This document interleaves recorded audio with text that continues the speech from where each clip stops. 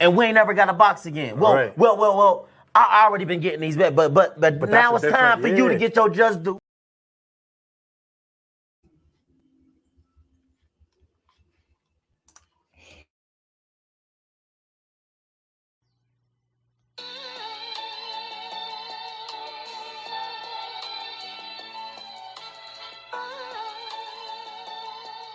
Yeah, you know the deal.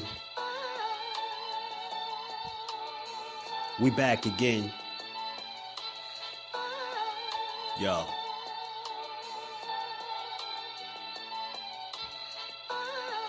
A round of applause for Jersey's finest. A lot of content creators not worthy, but they minus. They get offended and start singing like the whiners. Talking like they tough, but it's only screaming and whining. My homie JusDue is the cat you don't come to. Your squad get run through. By the time you come to, you duck food. You suckers talk tough on the internet, revealing all your threats. Now we got you trapped in the net. JusDue be on this grind, y'all better hustle up. You deadlifted 90 pounds, we doing muscle ups. There's really no comparison. His voice sound like a derringer. Throwing a towel, it's just embarrassing. My dog Just very philosophical and psychological, and he mixed it all with good boxing news. These YouTubers feel like Bishop, I guess they got the juice, but it's lonely at the top to Just to feel like child abuse. Be respectful, he don't want to talk wild and loose. If you can't relate, you get dismissed like a mild dispute. These weird cats will tell lies, then they hide the truth. Why beyond views? You lose your life when you collide with dude. It's JusDueBoxing. All you cowards quit jocking. Kirk is official with no other options. Yeah, yo.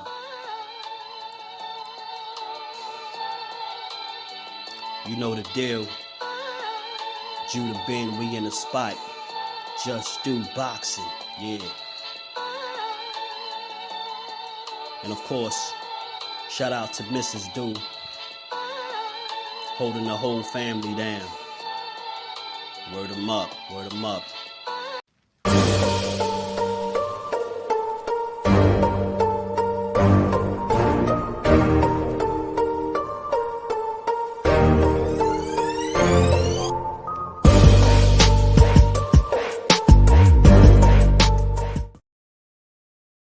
What's good? Salute to the fam on this good Monday. We back to get boxing. It's JusDue. Whoever riding that motorcycle is bogus. Riding that motorcycle past me. What's good with the fam? How y'all feeling today, man? We got a little bit of a lot going on in boxing, as we always do. What's good with y'all? How's everybody feeling? Hope y'all had a good weekend. Hope y'all had a good start to y'all week, y'all Monday. You know, man, y'all already know if you catch this on the playback, sub to the channel, turn the notifications on, smash the like button. You already know. Let me say what's good to the fam. Opulent LD TV, blessings, family. How you feeling? Shower, what's going on, Queen? How you feeling? Peace. Ashley's corner, what's good, cuzzo? Miss Joette, salute, Queen. How you feeling? Mike, what's good, bro? What's going on with y'all? Joe, what's good with it, bro? Everybody. It says Shakur. Shakur be making y'all look stupid. For y'all Haneyites. Y'all Haneyites be looking foolish. We gonna play this. I seen this interview, but you know how we do. I'm gonna play it here. So if you did hear it, bear with me. If not, we gonna hear it together. We gonna break down this interview, see what he had to say in here. It's a lot of mixed opinions, but y'all know I'm one of one, so don't nobody do stuff how I do it. So I'm not here to steer a narrative. I just want y'all to hear what the man had to say out of his own mouth. And however you feel about it is how you feel about it. It is what it is. Midnight, what's good with it? Sure he did. I don't think so, but we gonna play it. Don, what it do, homie? How you feeling, bro? Appreciate you sliding through. I think what's exposed here is people.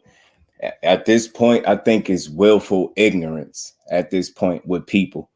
And no matter what the signs are in front of you, people will ignore what makes sense to make themselves sleep good. So I know damn well when certain people listen to these interviews, they don't get what they're supposed to get out of it at all.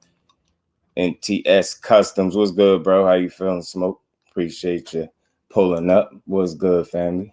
Miss Just Do, my queen. How you feeling, baby girl? Salute to everybody in the building. Y'all smash the like button. But look, I don't know about everybody else. I'm not here to make y'all think a certain way. I'm just here to play it, and we're going to break it down and assess it the way we supposed to. You know what I mean? Narrative free. You know what I'm saying? Narrative free. You can't get that nowadays. So you can get that over here. Narrative free. Let's hear what the young man had to say. Let's get to it. No world, it's your boy Najee from Cigar Talk, and today I got a very special guest, man. Look, we dropped the classic already. I had to bring the boy back, man. The young GOAT, Shakur Stevenson. Facts. What's up, my brother? Shit, I'm good. Just getting ready for my fight. Yeah. A lot to talk about today. Yeah. We got to get into Canelo Charlo. That's the shit happened last night. Fights was crazy. Yeah. What you think? I felt like Charlo. Let me tell you real quick, because I'm shooting down all BS, but I'm gonna do it intelligently, not emotionally like most people do. Pulling stunts is making an offer knowing damn well you have no intent whatsoever at fighting at a weight class. That's number one. That's pulling a stunt. You don't see it that way. That's cool, because I know people don't see things the way I see it, which is why we have these conversations. It's not about being right or wrong. It's just what you think. If you think that he's lying, then you feel free to say it. If you think he exposed himself, feel free to say it. I'm not here to protect him in that way. Like, he can do it himself. You get what I'm saying? I just think people don't know how to listen and see things outside of their scope of understanding. So I don't expect people to understand where you're coming from. You get what I'm saying? I just expect people to keep doing exactly what they've been doing, pushing narratives and half truths. PGA's big dog, what it do, homie? How you feeling? Fate, my bro, what's good with it, Fate? How you feeling? Grindhard Sports Nation, what it do, homie? I mean, I say this, grind hard. If you don't have to take less than a mandatory split because you have a smart team behind you, why would you? Just for the people at home, like, if we being real about it, why would you take something when you know it's less than what a mandatory split would be? Let's start right there. You get what I'm saying? The fact that and again, I'm going to say this to y'all. I don't understand for the life of me. Why do y'all keep speaking about 25% when that man has not invested a single ounce of energy into fighting anybody else outside of Loma at 135? Again, I'm going to say this so it makes sense and be fair to Devin Haney. He's not fighting Shakur at 135 pounds, being less than 100%. Why? In my honest opinion, my logical opinion, because it's a bad business move. And if you're truly a fan of Devin Haney, you will understand that he's about making smart business moves. Give the man more credit than that. It's not about being scared. What you think he built his career up to 30-0 to be making stupid moves? Some would argue that fighting Loma at less than 100% was risky enough. You think he's going to do that with an up-and-coming guy that's on the way up? It doesn't make business sense. His body is struggling to make the weight. So all of y'all that keep talking about take 25%, why don't you be real with yourself and say that you understand and you know that man is not fighting him at 135? Could you stop the BS? That's right there. That's number one. Again, where did he put his energy and effort at? Not into fighting Shakur, just that offer. That was for y'all. That was for y'all to jump all over it and run wild with it. And y'all did it. So smart move on Devin Haney. I gotta give him credit for that. That was a smart move. But y'all gotta be smarter than that. He's not fighting at 135. If he was, he would have negotiated once Shakur got his team to write the letter to the sanctioning bodies. There would have been a negotiation. You wouldn't have heard people moving the goalposts talking about he's asking for 50-50, because real ones know Whether he's asking for 50-50 or not is irrelevant, because ultimately the sanctioning bodies would decide the split. You get what I'm saying? So it don't matter.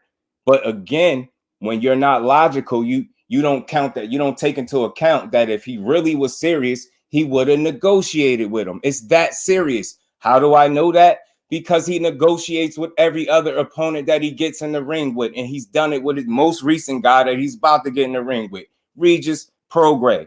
That has always been his plans. Didn't he get up on the internet and tell y'all he contacted Eddie Hearn for the Regis Prograis smoke? He didn't contact nobody for the Shakur Stevenson smoke. Why? Because Shakur is not in his plans. He knew he wasn't going to stay there at 35. So why really entertain a fight in a weight class that I know I'm depleted when I get on the scale? Again, it's about smart business moves. Boxing is a business. As much as you want to think that you got the toughest fighter in the world, you can think that. He's a real one, and he's going to always be a real one to me until I see otherwise. But right now, he's a real one. But I'm real enough to know and to say that the man is not fighting any of those guys at 135, not because he is scared, because he is not stupid. It's a dumb business move, because why would you get in there and risk it? And the only fighter that I think he would risk being less than 100% against is Tank Davis, because that is the payday. You get what I'm saying? Yeah, that is worth the risk. Not fighting Shakur. So again, I don't know where y'all get this from. I don't know how y'all getting to believe in it, and I just believe anything. Marquay, what's good with it, my bro? How you feeling? You feel me, Ash? So look, I'm not here to break down and take up for what he said. We just gonna play it and we gonna hear it, man. Fate, what's good with it, bro? He need more work. Dre's finest, my guy. What's good, Dre? How you feeling, Brody? Joker, what's good with it? Well, we're going to talk about it, man. We're going to talk about it. The Avengers already doing it. You know it. Big Dog Willie will be here in no time. I wouldn't take 25%. I don't care what no one says. My career type. Yep. He too smart for that, bro. Too smart for that hardcore boxing news. What's good with it, Jay? How you feeling, bro? Tay, salute to the queen. How you feeling today? Appreciate you starting through. Oh, then what it do, homie? How you feeling? I've been saying all the time about Haney. He makes smart moves. The fight doesn't make sense when your weight is holding you up for that type of fight. Thank you. Can people be smart? That's all you got to do. Being real with yourself is understanding that it would be stupid for your fighter to fight that guy at 35. But instead of being real with yourself, you rather say another guy doesn't really want to fight him. When in reality, he's not. He more than likely is never going to fight at 135 again. And the only way I see him fighting at 35 again, if he loses to Regis. Other than that, he beats Regis. There's definitely no way in hell he's going back down to 135 after already getting himself situated at 140. It just wouldn't be smart business-wise, unless he's doing it for the biggest payday of his career. And the only guy, to my understanding, that is capable of providing him with a payday of that stature is Tank Davis, not Shakur. That's off y'all own logic, right? He don't bring that type of money in, right? So he ain't taking no fight at no less than 100% because y'all at home want to believe it. Well, you keep believing that BS. And again, I'm giving him the benefit of the doubt. I'm telling y'all it's not about him being scared. It's about being smart. Give y'all man more credit than that. He's not no fool. Yeah, he's brave. Yeah, he's taking chances, but that would be a stupid chance. That would be a bad gamble, bro. You would be gambling. That you would be gambling with your career. Do you think he got to where he got gambling? He's been making smart moves because he is a smart guy. He got a hell of a fighter, a father behind him that's a smart guy as well. They don't make stupid moves, bro. Damn, I want people to understand that. I'm giving Haney the just due that he deserved. He's not a dummy, man. This dude ain't no fool. And again, he did what he was supposed to do with that situation with Shakur. You ain't in my plans, but you talking. Well, here, take this 25%. And when you don't, I'm going to say you really don't want to fight. Bravo, kudos to you, because I see the play. I see what he did. I ain't mad at him. It's business, bro. But you got to be smart. This fight didn't happen because somebody ducked somebody. That's not the case. This fight ain't happened because the business wasn't right.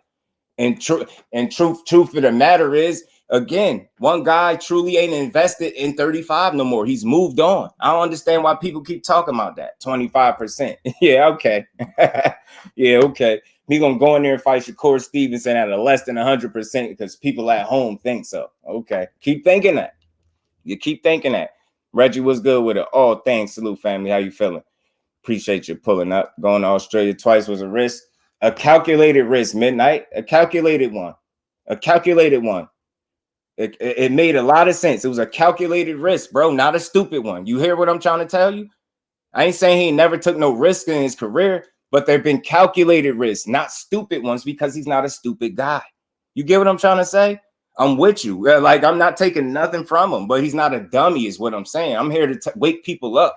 You're not going to tell me he's going to do something just because you want to believe it at home. I know you want to believe that, but it's not the reality, bro. His career is over at 35 because his body told him so, not because he's scared, not because he don't want no smoke. He showed me he wanted smoke when he stayed there for an extra fight and gave Loma a shot. He ain't have the most to gain from that other than putting a name on his resume. Loma ain't have nothing to offer him. He showed me he about to smoke, so it ain't that. But again, he also took a risk, but it was calculated, but it was still risky to fight Loma and be less than 100%. You're not going to keep doing that to yourself. He's not an idiot, man. He's a smart guy. And he felt like he had the ups on Loma and he could beat him. And he was right. He beat him. You can't tell me he feels the same exact way. He's not going to take that same type of risk with Shakur because it would be stupid. And he's not a stupid guy. Y'all better give y'all fighter more credit than that. I'm more of a Devin Haney supporter than some of y'all. Y'all not getting it. Y'all don't even understand the type of fighter he is. He ain't no damn dummy. That's for sure. That's for sure. I know y'all want to believe, yeah, he'll do anything. Yeah, he will. He'll fight any of these dudes. I believe it. But not under stupid circumstances.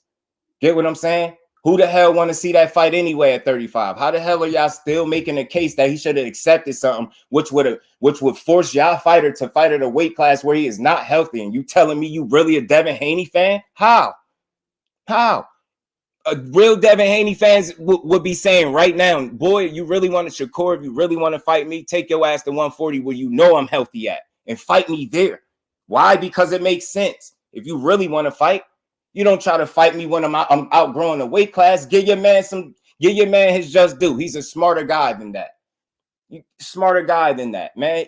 That's what y'all should be saying. Who the hell want to see this guy be less than 100%? That wouldn't even be a good fight. I don't want to see that. Why y'all think I ain't on it like that? So whether he took it or not, I don't want to see neither of these young kings be less than 100% to fight each other. Why? Because we're not going to get the best fight possible. And if we're not getting the best fight possible, then we're not getting our money's worth. And if we're not getting our money's worth, then what are we doing? So again, man, get that man some credit. Devin Haney ain't no stupid dude, man. It's a smart young man. It's a smart young man. He played this situation pretty damn well, in my opinion. I rock with it. I see what he's doing. I don't take it personal. I see what he's doing. He did the best for him. He made the best move for him. You're gonna take this 25% or leave it. That's what he did. You gotta respect it. He did what he was supposed to do. So you ain't taking it, so you don't want to fight. Cool. I'm fighting Regis. You get what I'm saying? He could play that card, and it's cool. But you just got to understand the play, man. He ain't fighting at that weight class again, in my opinion. If he proved me wrong, I'll be the first to say it. Pat Bell, what it do, homie? How you feeling, bro?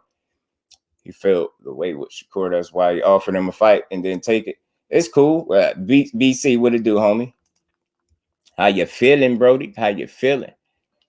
What's good with it, BC? You feel me? Man, I'm the fairest guy on here. I ain't taking no sides. I just calling that thing right down the middle, man. Salute to these dudes. I'm not no fool. I don't fall for the banana in the tailpipe, and I don't fall for smoke and mirrors. I'm a lot smarter than that. Mill City Boxing, what it do, homie?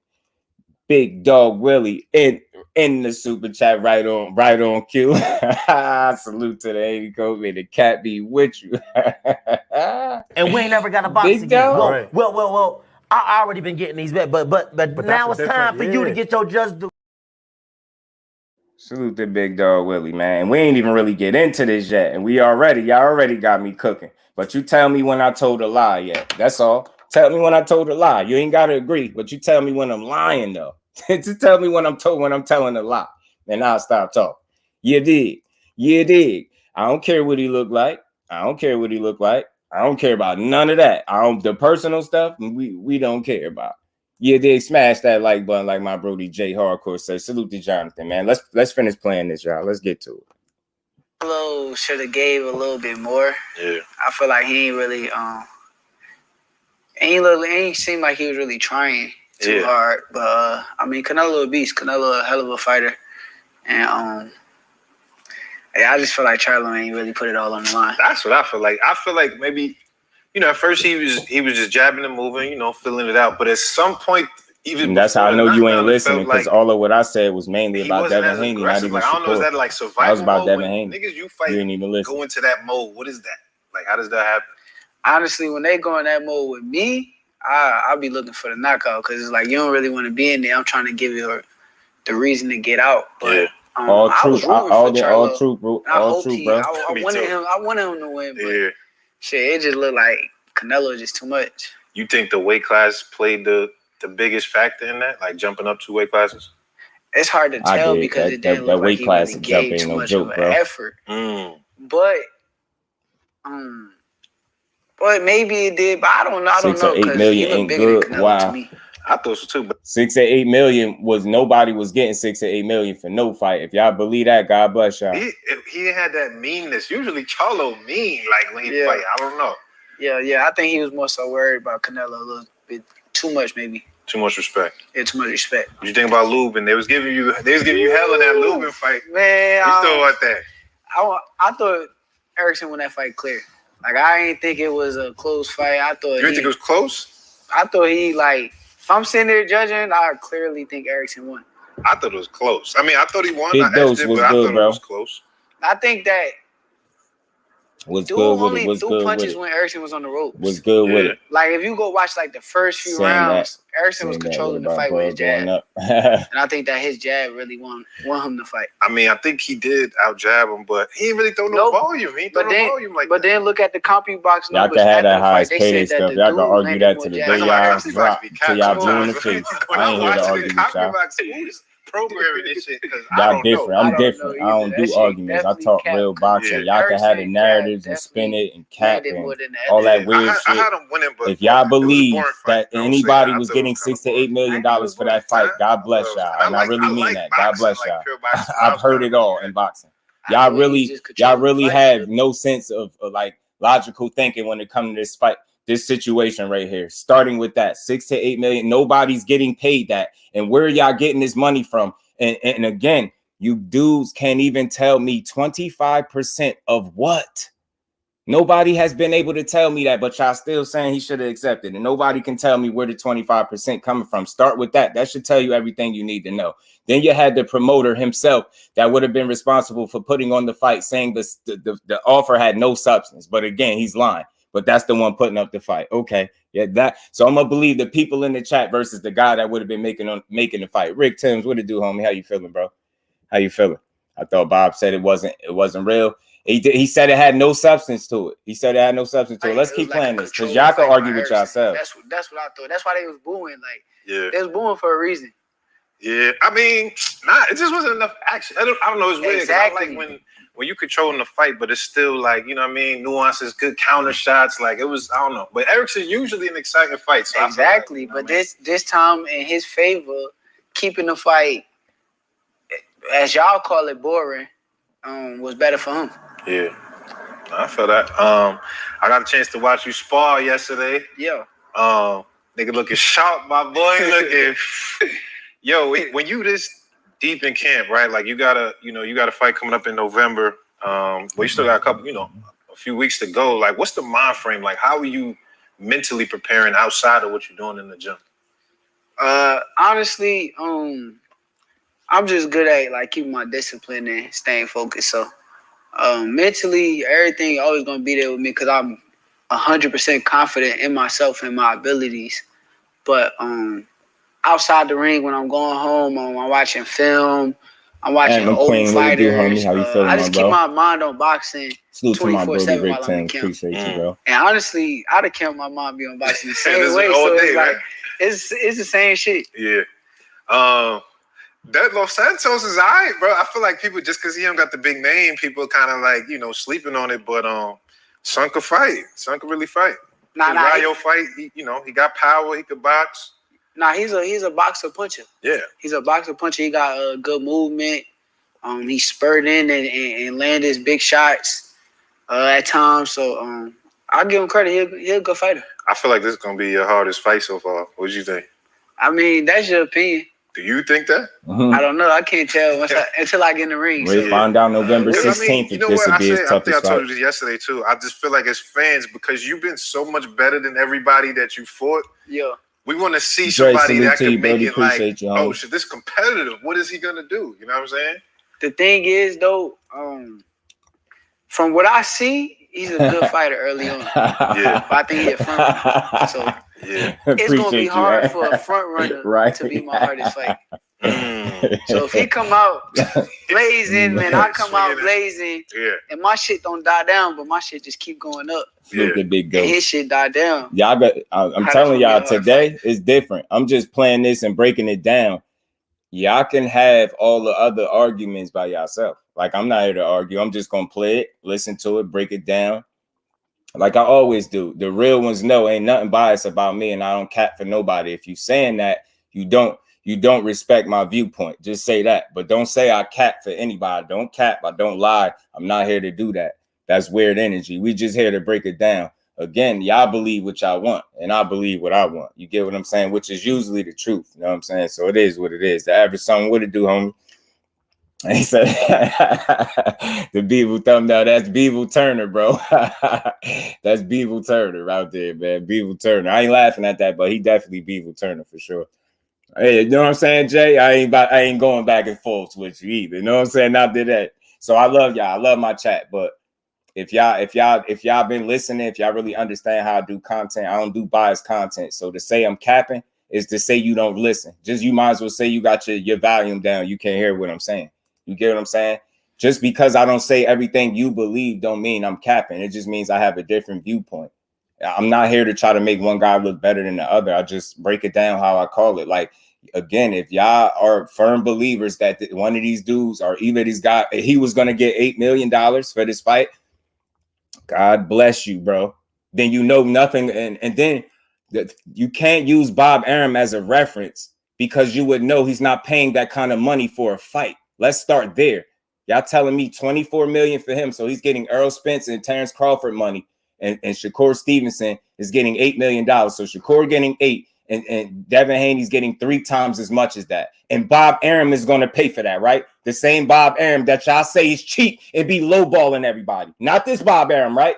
Oh, throw that logic out the window, right? Because it don't make you sleep good at night and you're not comfortable. The same Bob Arum that y'all said be lowballing people. The same Bob Arum that y'all just said lowball Frank Martin is why the fight didn't happen, right? Not this Bob Arum. That can't be the Bob Arum that's about to pay Shakur Stevenson, a guy that ain't did nothing at 35, $8 million, and the other guy that's undisputed, $24 million. You can't possibly believe that, or do you?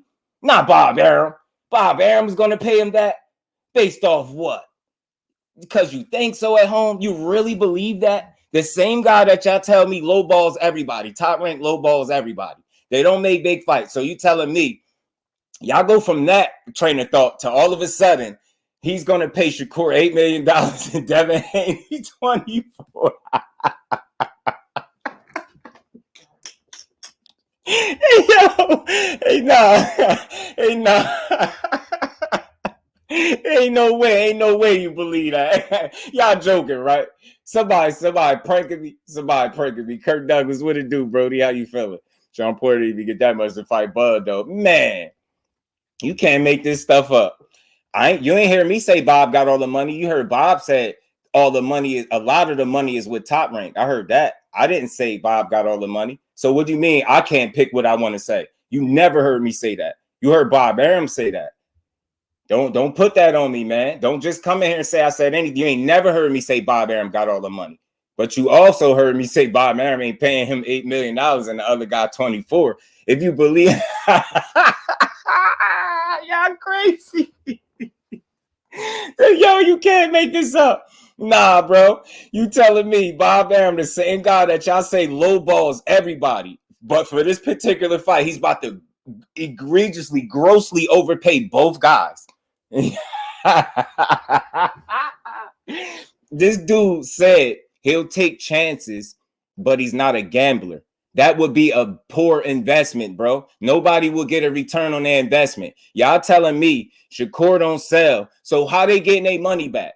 None of that, all that stuff goes out the window. Y'all telling me that these these dudes was fighting this fight was worth $32 million and you believed it?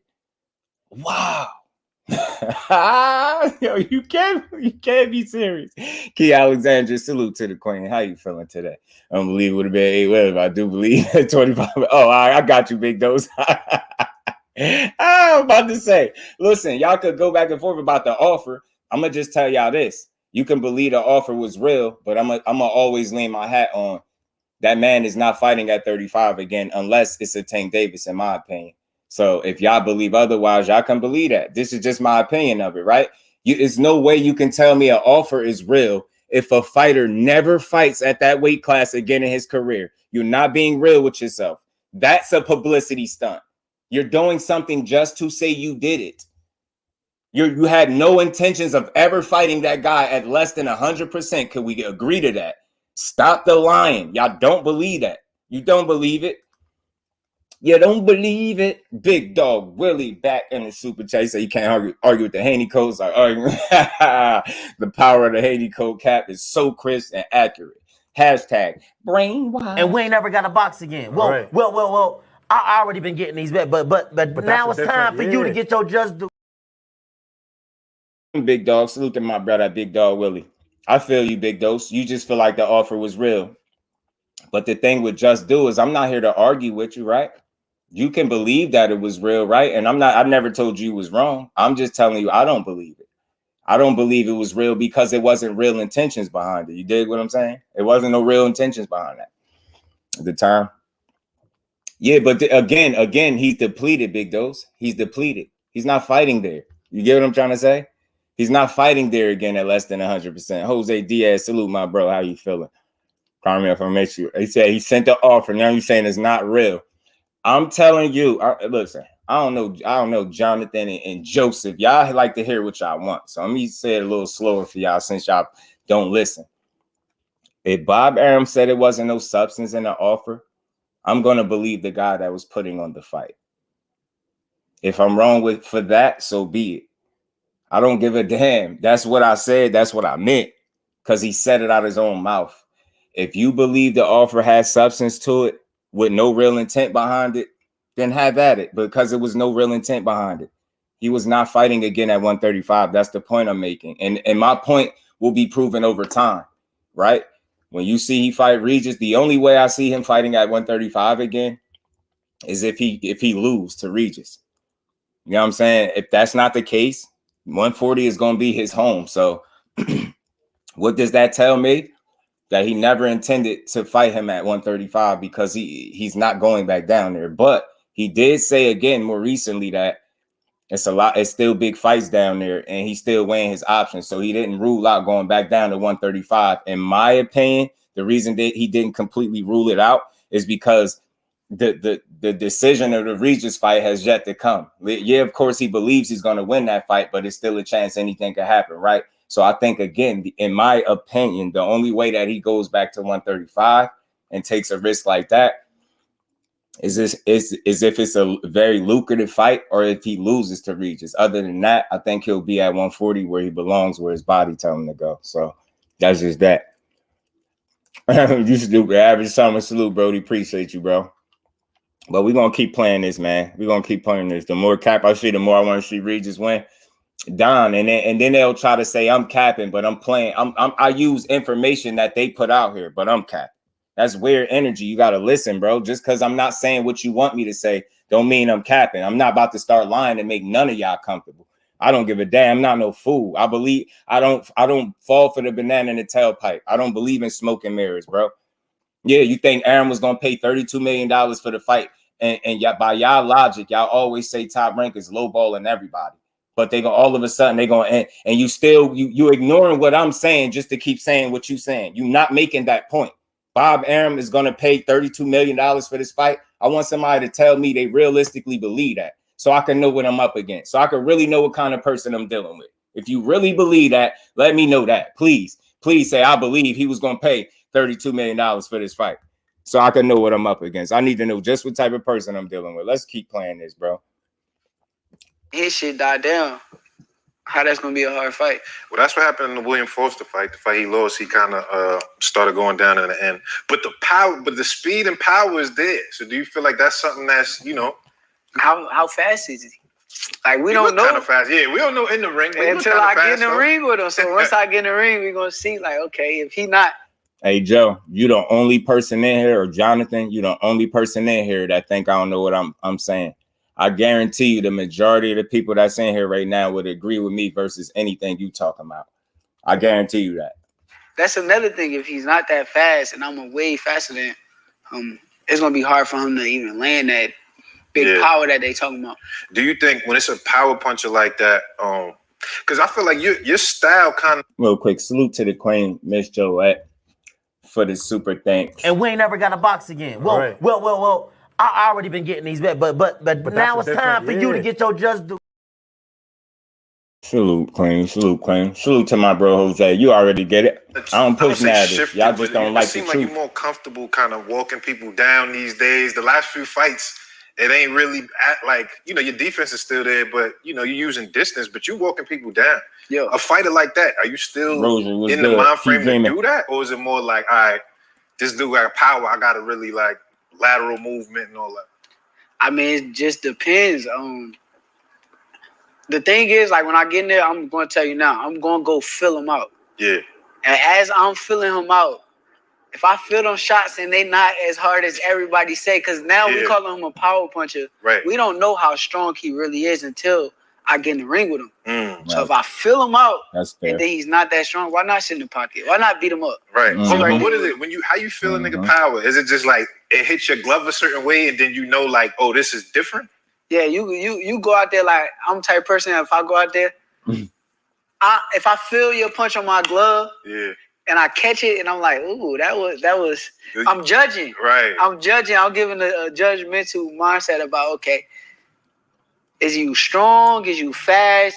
And with him, I want to see like how fast is he? How strong is he? Yeah. And once we find that out, we gonna regardless, I'm coming out on top. Yeah. I promise you, I'm coming out on top. Yeah, for sure. You know it. Man, the undercard is crazy too. Emmanuel Navarrete. That's a good card, November 16th, y'all.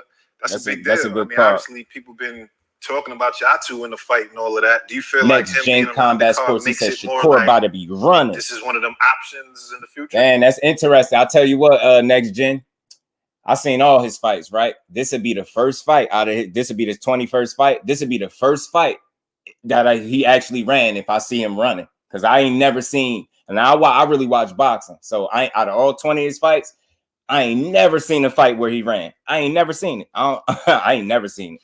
I think that's the let's point. continue. I think that got to be the point. I think that they're putting him on my undercard and building up a fight with me and him next. Me too. But, I think so. Navarrete, I think they're building that up. Opponents in front of us. Yeah. So we both got to handle business. Yeah, that's a fact. And I don't think Conceição Crush the legend, my bro. Was good with Crush. For you, did it feel that easy? I missed Shakur don't get for his defense me, super strong. Yeah, he got superior. He got the, you know them numbers, man. Yeah, so I don't know that nigga. Bro, the numbers super low. Just because his awkwardness and he hit hard, I gotta see how a guy like Conceição could really handle that. Because obviously he's a boxer, Olympic gold, but. I could see Navarrete stopping him later. Yeah, I can see that. But I could see him having a lot of problems like early on. Yeah, I could see that too. That fight kind of like I could see Navarrete wearing him down. Floyd in the equation, that's like a Maidana type of fight right there. Hell no. You don't think so? No. That nigga a beast though, bro. I mean, he's You've seen the Valdez fight. He's an awkward fighter. He is awkward. So he's good at. He got his legs is okay because he can get in and out of range quick. He's real slow, but like he's awkward, so he throw awkward punches. Yeah. Awkward punches come. Everybody, he stayed away from Nakatila. Let me tell you this: he beat Nakatila 120 to 107 across the board, and he dropped him. So if that's staying away from him, I stay away too. At you, but I think he's too slow for me. Yeah, I think the speed gonna be the biggest difference. Yeah, for sure. Definitely David speed Scott, factor. And we never seen him in the ring with like a slick, right. Black fight, right, like me, like slick, black, and we never seen it. That's why Conceição's like the first one that's kinda in that vibe a little bit. Yeah, he a little slick, but he it's two different levels. Yeah, nah, for sure. Listen, I'm excited for this fight. I told you, when I seen when Edwin pulled up the Newark, that shit had they think it's a good one because he throw a lot of punches, Keith. They think he's getting Shakur a lot of Yo, he hyped it. I respect it though, because at the end of the day, he pulled a me on me. Yeah. So that's he it. Did something He respected. Right. I just answered the phone call. Right. And now that I answered the phone call, he got to live up to everything that he been saying. He been calling me out for years. De Los Santos. Salute to De Los Santos something, for pulling up the note. Ricky Williams, my brother, was good with the kids supposed to talk himself up. They have a plan. Just remember that. I always believe they got a plan. And the truth be told, Rick, I think all boxers got a plan. I just think their fan bases refuse to ignore it. When you say that, I agree 1,000,000%. I think all these dudes got a plan. But people won't call it the way they supposed to call it because they just don't keep it real. All these dudes got a plan. You know what I'm saying? And again, I said that from the initial jump. It was never in Devin Haney's plans to fight Shakur Stevenson at 135. You can sit there and make yourself believe what you want to believe, but ain't nobody no damn dummy. I ain't no dummy. At least I'm not. He was really trying to get your attention for a while. Yes, Did you want to fight? Was he on your list or just happened to go out? Nah, I more so was looking for the bigger names. Yeah. So I was going at all of the bigger he beat names. Nakatila ass every single round. That's how sad it is. People going to that fight like they talking about something. He beat him every single round and dropped him. Nah, he wasn't. Kello, what's good with it, Brody? We here now. How you like feeling? I said, I answered phone calls. So. Nah, for sure. Yeah, he answered the phone call, so that was good. De Los Santos was people fun. online making it like, oh, he fighting on a Thursday. Yeah. What you think about that? Like the fact that, most fights happen on Saturday, but this is a Thursday. When you first heard that, did you feel a way? Like, nigga, why this ain't a Saturday? Or it's like, whatever? I mean, I did. But I mean, it's me. So, you ain't understand why they was doing it. Put me on a Thursday night. We're going to make Thursday night great again. So, I feel that. That's how I feel about it. Like that's how you supposed to feel. Let's tune in. Let's see the viewers. Let's see all the numbers. Yeah. Check the stadium out. I'm planning on doing big numbers. She already on it. I mean, obviously, it's a big weekend, right? That's like the F1 in Vegas, so it's a lot of people. Yeah, that's that racing. On that, like, is that? Do you like being a part of the weekend like that, or is it just? I mean, yeah, throw me in the mix. Why not? Yeah, I know it's just different. Like it's shit that we haven't seen, so I think I think it's dope personally, but. Yeah, I see online niggas be like, "Oh, it's a Thursday." There's a lot of haters online. You can't look at online because it's a lot of people that just, regardless, they don't like me. They don't care like whether I'm right, wrong, or whether it's right or wrong in the situations. They don't like me. So when they don't like you and they hate you, so they gonna hate you regardless of fucking. Hold up, but when you think that happened, because it was like I feel like there was a transition maybe in the last year. You was loved, and then now you like one of the most hated boxers on social media. Like, what do you feel like made it like that? Happened because it was like I feel like there was a transition maybe in the last year. You was loved, yes, sir. And now you like one of the most hated boxers on social media. Like, what do you feel like made it like that? I think it got a lot to do with more so the way that I went at people. Yeah. Like I go at people, but the thing is that they don't realize I've been doing this my whole career. What you mean, like going at? Yeah, like I'm the type of person, if you got a belt or you in my way, I want to fight you. Frank wanted that extra little. I think like how I went at Jamel. Top rank wasn't budget on that. People ain't really noticing because it wasn't that big. It wasn't that broadcasted. Thanks to Haney for not taking the franchise. When I moved to 35, it's like a division that's real broadcasted. Salute to you, so now I'm going at everybody. I don't think nobody in here said Haney ducked nobody. I went at everybody the same way. I don't think nobody said that since we've been kicking it this 43 minutes. Nobody said Haney ducked nobody. Every move not I just make do is so. I don't care who said it.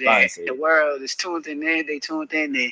They not liking it. So I don't care. Like I knew this day. I knew this day was gonna come. Like I was prepared for this day. Right. Now that I look at it, I was prepared for this day. So I ain't tripping. Do you embrace like the villain role kind of? Because it's like I said, you was at one point they loved you. Like I remember this was like a year ago. There was everybody loved you. Rick, he got that Jada. That's that Jada piece, man. So what do you embrace? Like Devin Haney don't duck, bro. Nobody. Nah, I never seen Devin Haney duck nobody. I can't really in my life, and I mean that seriously. Like I've never seen them, hear them. Not the way people use the word duck. I never seen him duck nobody. it's really about my family. Like I don't. Yeah, I could call that's all I care about. I care about feeding my family. Goose, so I'm straight with my family. My family love me. Right, God. I'm a family person. I'm a good father. Right. That's the stuff that matters. I don't care. Like I don't care. Like I genuinely don't care. I actually enjoy making them mad. Like I enjoy sitting there saying things that get to them and they say shit back, but fuck them. I think also because you're active on social media too. Most people start to become public figures and celebrities for some reason. They just fall back. Yeah, they don't really say nothing. Yeah. But you actually still like in the churches talking to people. So they, you know what I mean? I'm me though. Like I'm not gonna stop being me. Right. Just because of them, or they're not gonna make me not be myself. I'm still going like. I'm still the same person. I walk through the mall with one person with me or by myself sometimes, and they like, "Oh, stop doing that." But it's me. Like I can't change who I am. Like it's hard for me to do that just for these people. Nah, for sure. You're talking about the team, man, because I've been wanting to know. I know when I first saw you, matter of fact, when I first met you, Coach K, like Shakur's supposed to kiss these fighters' asses like the one to fight with him. That's the crazy part. He did the same thing some of y'all favorite fighters did to get fights. Y'all just don't respect it because y'all know if it really came down to it, he was going to win that fight. That's all it come down to. He got in the ring. He ain't supposed to do that. He called him out on social media. He ain't supposed to do that. You get what I'm saying? Man, miss me with that. This boxing, people need to stop being soft. Shakur gave people a taste of their own medicine, and they didn't like it. It's just what it is. If dudes could jump in the ring with 2-3 fighters and fight one of those guys out of all three, don't give me no shit about clout chasing. Everybody you got in the ring with, you didn't fight. Again, when he got in the ring, it was an issue. If he said it on social media, it's an issue. If he got in an interview and said he wanted to fight, it's an issue. Tell me how he's supposed to call him out. What he's supposed to say, Mr. Sir. I would really like an opportunity to share the ring with you. You're so great. Like what he's supposed to say? This boxing, bro. He's supposed to press him. If your fighter was doing the same thing he was doing, everybody would be respecting. So you're saying if it's good for the goose, it's good for the gander. If your dude could jump in the ring after multiple fights and don't fight, but one person out of the three, then he could get in the ring too. I don't see what the issue is. It was all on him. I just made my decision as far as I can't rock with you once you get 1,000 people and I'm not like the main. Yeah. Or not even the main. I'm not the priority. For sure. Yeah. It seemed like your grandfather, because I heard he had an interview with Tom, and he was like, I don't know, was it? Yeah, man, I think he's scared too, them all, or was it a little out though? He's not likable dude, or he can't be likable. Was it? I mean, I ain't gonna get it to they he ain't likable because people because he gonna kiss ass the way people want him to. Yeah. I ain't here because I like dudes. I don't even know these dudes personally. I'm here because I like how dudes fight. I ain't here to, you know, respect. I ain't on Shakur PR team. I think my grandfather a hell of a coach, So yeah, I appreciate him. I'm glad I got him in my corner. Nah, for sure. Yesterday, media, I'm doing the media stuff yesterday. I'm going around. Devin talked a little bit of shit. I don't know if you've seen it. Oh man, I seen some of this shit. You seen a little something? He said one of the things they asked him, they asked him about his biggest payday or something. And he was like, "Yo, every time anybody fight, it's the biggest payday." He said, "I offer Shakur his biggest payday." I know where you going. Cap. Yeah. He just capping for like social media. Like he not gonna be like realistic about the situation. Talk to him. The thing, like the behind the scenes shit, like fact, Snapple fact too. I talk to these people behind the scenes too. It ain't like he's the only person who's having conversations behind the scene. I know the full numbers of everything. I know what the number was when they was going to present the fight. It wasn't more than what I made in my last 3 fights. It's less than what I made in my last 3 fights. And that man getting way more, you feel me, than he ever made in his entire career to fight me. So it's like you capping, like you going on social media capping and trying to spread lies to keep your name good. Like that's what I see from him, man. He not gonna be a real nigga about the situation because he look who his father is. Hold on, but if that would have been on pay-per-view, you wouldn't have made more money with it on pay-per-view, like with the way everything. We never got into that conversation. I don't know. I never got into that conversation. Yeah. So even the part where he said, what the fuck he say? He said, man, 25% thing. You seen that? No, he said he offered me a flat fee. Yeah, flat fee. Cap. Like all of that shit. Oh, for no flat fee? Man, the nigga, he said that I said no. Exactly. Then they said I had 25%. Cap. None of that never happened. None of that shit. Yeah. It just became a 25%. That's what was offered. And honestly, I didn't really even get the offer. Somebody big powers at Top Rank called me about the shit. I'm like, what the fuck? Hell no, we definitely not doing that. Like, that's dead. But nah, he's capping. He making up shit just to feel good about himself. I mean, the 25% number is a funny thing. People start saying that to you. I see Cambosa. He said that yesterday at another interview. You know, they asked about you if he would spin the block after Regis, and he said 25. That was the only thing he said. He walked off. Do you think that, was that ever something that you wanted to consider, though? Like, also, because I think people say this narrative was like, yo, if you know you could beat him, just fight him. Yeah, but why would I fight this nigga for the fucking least money that I could get when it's like, okay, cool, fuck it. Let's go through the WBC, because that's what I did that they trying to ignore. Right. They going to ignore that whole part. I said, fuck it. WBC, y'all do y'all job. Enforce the fight, and we're going to do it that way. They gave him the deadline to figure out was he going to fight me or fight Regis. That man decided to move up. Yeah. But I really made now he lying about that too, That's right? what it really came down to. And whatever percentage that they was going to offer, that's what it was going to be at the end of the day. So if they would have came back and said 75-25, I would have had no choice. I just try to go around the bullshit that was presented, because that's bullshit. Like, I'm a 2-division world champ. I unified at one motherfucking 30. Thanks, Mark. In one of the biggest fights at 130 pounds. Like, if we're going to be realistic about situation, I've done shit in the sport of boxing. Why are you offering that to me? That's why real fighters will tell y'all, like, oh, Floyd, why is you doing that? Oh, not even just Floyd, Shane Mosley. Oh, such and such, that's a duck. Right. Real fighters that have been in the business for years is sitting there telling y'all the truth. Yeah. And they want to run what they want to run with. That's also true. I heard countless fighters. I heard retired fighters, legends of the sport. I heard countless people said everybody knows, and you offer bullshit like that, you really don't want to fight. I ain't even here to argue about it. At the end of the day, y'all could have it. They didn't negotiate. That wasn't on Shakur. He wrote the letter. It was no negotiations. Bro went to go handle his business at 140, but his fans ain't real enough to say that. They want to point the finger. At the end of the day, they couldn't come to an agreement, or it was no negotiation that took place for them to come to an agreement. So I don't really see how you could really take an offer serious when a person showed you the minute that he contacted the sanctioning bodies, it was no negotiation. He was unwilling to negotiate. But that's the part that y'all not getting through your head. So why didn't he try to negotiate? That's what the letter was for, Rick. That's what the letter was. That's why he got his team to contact the sanctioning bodies to write a letter. And then they moved the goalpost saying he asked for 50-50 in the letter. When I sat up here and read the entire letter for everybody here, they made a case for based on his numbers, ticket sales. It was a bunch of different stuff, information in there as to why he deserved more than 25%. So again, he did not allow that to happen, and he went up to 140. Who didn't try to negotiate? That's what that was about. That's what he got his team to do. He's telling y'all that process never happened because one guy went up there. At that point, once he contacted the sanctioning bodies, they were supposed to negotiate. It never happened. It's not him that didn't try to do it. He made the last move, if you ask me. Jay Grant, salute, fan. Was the card going to be on Top Rank or not? I believe so. But let's finish. Here's is sitting there telling y'all the truth. Yeah. And they want to run what they want to run. Because I don't know if he ducking more than I don't know if he's ducking. Sometimes I just feel like he's feeling himself because it's like running, so you must go fight a dude at a weight he ain't making no more. Exactly. He's not fighting at 35. That's the whole point I've been making. But y'all can have the rest of it. He's not fighting at 35 anymore. So you can call whoever you duck. I'm not here to argue with y'all. You have to argue by yourself. Cambosa, bro. No, but I'm saying, could you see that where he like, I took the L to become undisputed, and I made whatever 22%. I think he said. So I feel like Shakur should have to do that too, because that's what I had to do.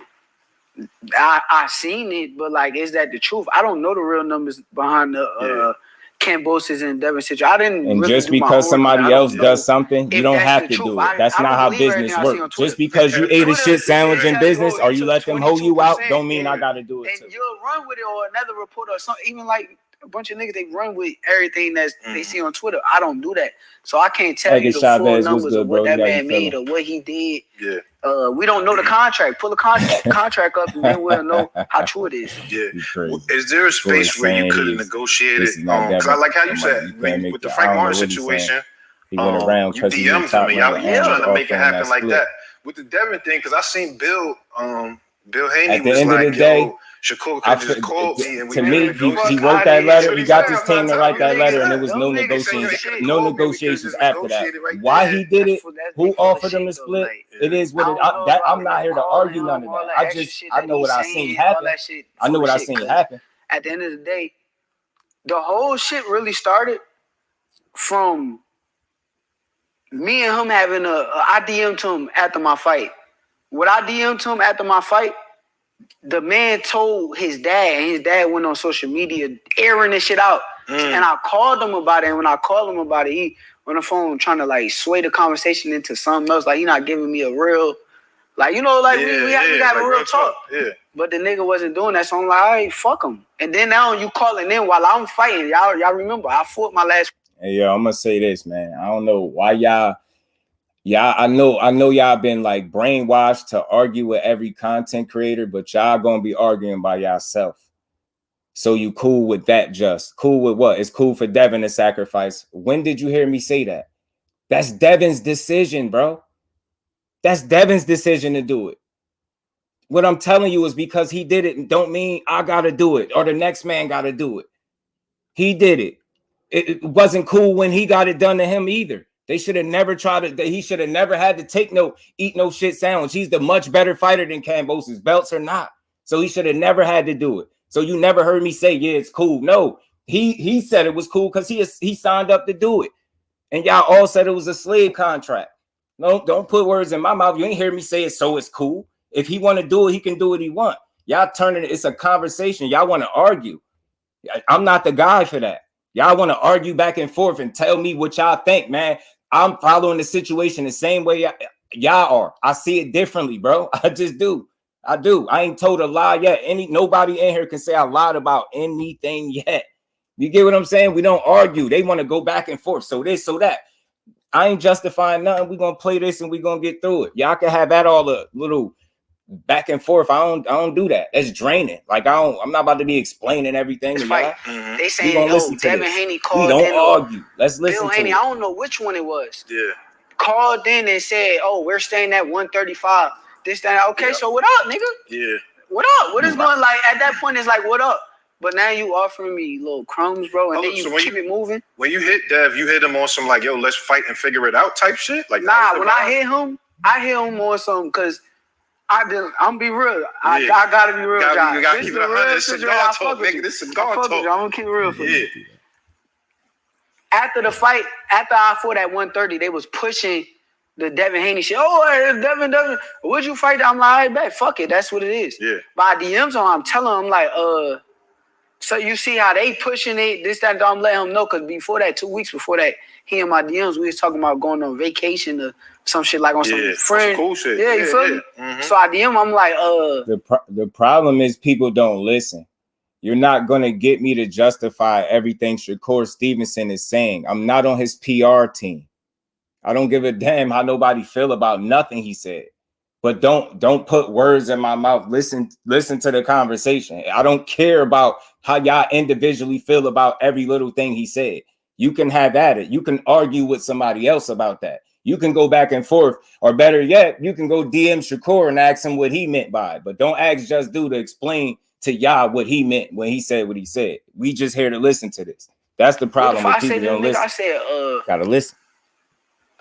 They pushing that shit, this, that, and the third. That's not me, but I said some shit about me and him fighting. Yeah. Next thing you know, the nigga dad goes on live and he's like, oh, it's a publicity stunt. Shakur DMing Devin right now. Like, he trying to expose me on what I said to the nigga, but that's some lame ass shit, because I privately DM'd your ass to have a conversation with you. Cause we good. We supposed to be good, but I just think that was some cap fool shit. Like, that was some bullshit. So like, you feel like after that is what kind of turned it weird? Cause y'all was cool. Right then and there, it was like, okay. Y'all both, every interview, it was like, yo, Shakur, I got a lot of respect for him. Da da da. Same with you, Dev. It was like cool. So that was the moment that you feel like it changed. Yeah, but then after that, I call a nigga. Was good smoke. I call him on the phone like, yo, such and such. I'm trying to talk about this shit. Yeah. And the nigga spinning me. Like, he's spinning me. He talking in a whole different language. So I'm like, all right, fuck out of here, nigga. That's what it is. That's what it is. Top Rank told him to basically push the fight. Now listen, I like Smoke, but I ain't like that last exchange that y'all had. That shit to me went a little far though. That shit went far, man. Goofy. On both of y'all though. I feel like both of y'all niggas went far on that. Goofy. How go far on me? Explain it. Because when you say, I think you said dad was pussy or something like that. You exactly. By his father, right? Yeah. But his father going every interview and talk about me in every type of way, right? Yeah. I have a right to say that. This man non-stop Shakur. Just leave everybody else crazy, out of it, but the fighters. So then, why can't I go say something about that man? Why can't I talk about that man? How am I wrong for saying something bad about that nigga? Well, that's a little more fair because he's in it with that. Exactly. Why he didn't say nothing about my grandfather? He should have said something about my grandfather. Why he talking about my mother? Yeah. Now once it went to but I'm like, listen, first of all, that's some bitch ass shit. That's a bitch ass nigga right there. That, but you gotta understand, if he got a real relationship with his dad, if anybody say your dad's pussy, a nigga gonna feel away if you got a close relationship. I don't give a fuck. He can feel whatever way he want. If his father gonna talk about me, then stand on that. What up? I agree. I mean, I can understand with that. But now, once you start talking about my mother, now it becomes okay. Now it's personal. What up? Yeah. What you want to do? And I just don't like that because y'all, you know, as a fuck that nigga. I'm an older young OG. I'm like, I can't have my young niggas. Y'all gotta make money if y'all gonna fight. Fuck that nigga, bro. Fuck that nigga. You're goofy, bro. I think Shakur top well, we looking forward to that anyway. Whenever that comes about. I think another thing. No matter what he do, they're gonna look at him as wrong. Or say he capping. That's what makes people feel comfortable at night. The Frank Martin shit. I think that you probably saying Devin ain't ducking because you not really like in the situation. You probably fuck with Devin. Nah, he cool. Y'all cool, yeah, exactly. I mean, I only say it like this. I think Dev shit more like I think I'm that nigga more than I'm ducking. It's more like I'm that nigga, so I'm gonna say this, and then if you don't take it or leave it. I feel like he more on that type of time than like take it or leave it. I don't think it was scary. But what do you got to like say like okay? You just that nigga. Like, what have you done? Like for real. Like, let's be for real. You got belts. That's it. Like for real. As far as filling up arenas, and you ain't you ain't Canelo. You ain't none of these super big superstars to be acting like you just that. You don't think being Lomachenko was one of them ones? Like, y'all can have at that. I'm be honest. I actually thought Lomachenko won that. I'm be honest. Now you thought Lomachenko won. Go look at Lomachenko fight before he fought. Haney Co's like, who he fought? Jermaine Ortiz. Barely got through. So then, let me pause this. Salute to my bro Big Dog. And we ain't never got to box again. Well. I already been getting these bets, but now it's time for you to get your just due. Salute to my bro Big Dog. Well, he said because Big O records piece of dab up, Shakur salty. Man, he might be a little salty. So like, think about it. We know Lomachenko on the decline. That's what I mean. Lomachenko ducking too. How frustrating is it, right? Because I told you in a position, right? You're one of the best fighters in the game, trying to showcase and trying to break to the next level. But we see that guys that are really that talented sometimes, or a lot of times, it's hard for you to get the fights, you know, in that way. How frustrating is that for you just kind of going through that? I mean, I think it's very frustrating. At the end of the day, I enjoy boxing. I love to box. I want to be in the most competitive fights. I want to be in the best fight possible. So, good with it, Andrew. Which was the reason why I went straight at Lomachenko right after that fight. That's why the name I was constantly calling Lomachenko, because y'all say he just beat Devin. So if he just beat Devin or he just had a good fight with Dev, let's see how I match up against him. But I always like the Lomachenko. It's very frustrating trying to get all these fighters in the ring. I'm trying my hardest. But at the end of the day, I can't force nobody to do something that they don't want to do. For sure. Switching gears a little bit. One of the dope things, you know, we talked about you and Bud's relationship in our first interview. And, you know, Bud on top of the world now ever since the Spence fight. Bud is that nigga. He even looked different at the fights. That nigga got the chain with the shirt open. I'm like, whoa. I ain't never seen Bud looking like this. Bud is on a different level right now. And, you helped him train for that fight. I know he's mentioned it and talked about it a lot. How was that training camp? Because that was such a big moment to be a part of. How was that training camp like, sparring Bud and being in there? I done plenty of like training camps where I'm working with Bud, with a D1, helping Bud out in whatever way I could. But honestly, that training camp felt a little different. Like it felt different. Like it's crazy. I was going home from the sparring session. Sometimes my brain was hurting, and I'm not saying like my brain was hurting from getting hit. Yeah, it was just thinking so much. Like when we were sparring, it was like a chess match. I'm thinking constantly over and over every day to like, okay, I'm having a harder time to hit the nigga. You know, I'm usually having a harder time hitting the nigga. And honestly, like that was some of the best rounds I feel like we had overall, like in my opinion. What you think is the difference between like, I guess, because you've been sparring Bud for such a long time, like when you first really started sparring them versus like that, is it different in that way, or does it still feel the same?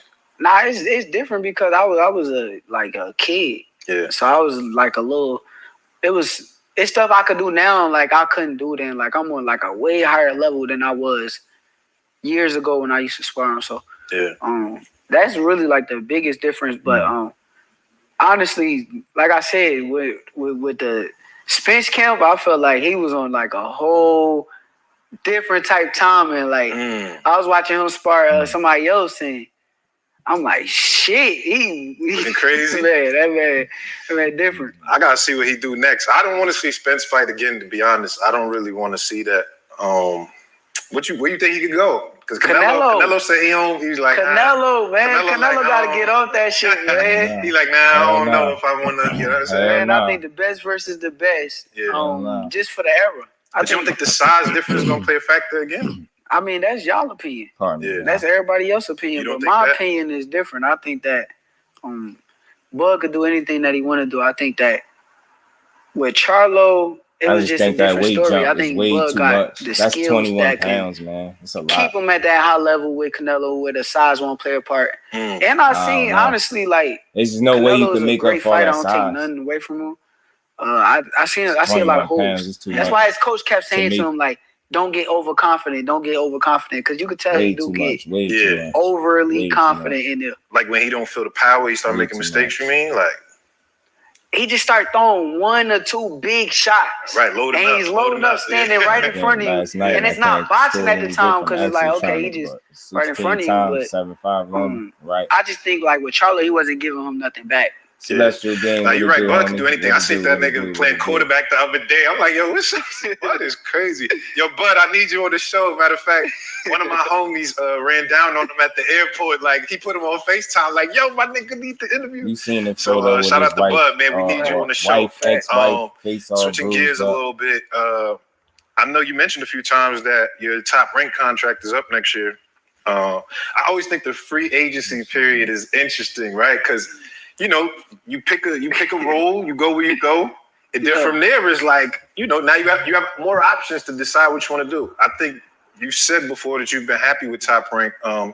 Is that something that you are in the mind frame of? I just want to consider all options, or are you like Top Rank? I'm fucking with y'all because this is where I've been, or whatever the case is. Hell no, fuck no, fuck. Just considering everything. I'm considering every option possible. So yeah, let me make sure that be known. Top Rank was good to me. I don't got nothing bad to say about Top Rank. But once my contract up, I will be a free agent, and I'm willing to talk to any and everybody that want to do great business. Yeah, man, it's crazy, right? It's funny that he'd say that, and his contract expiring soon. I think it's 2024.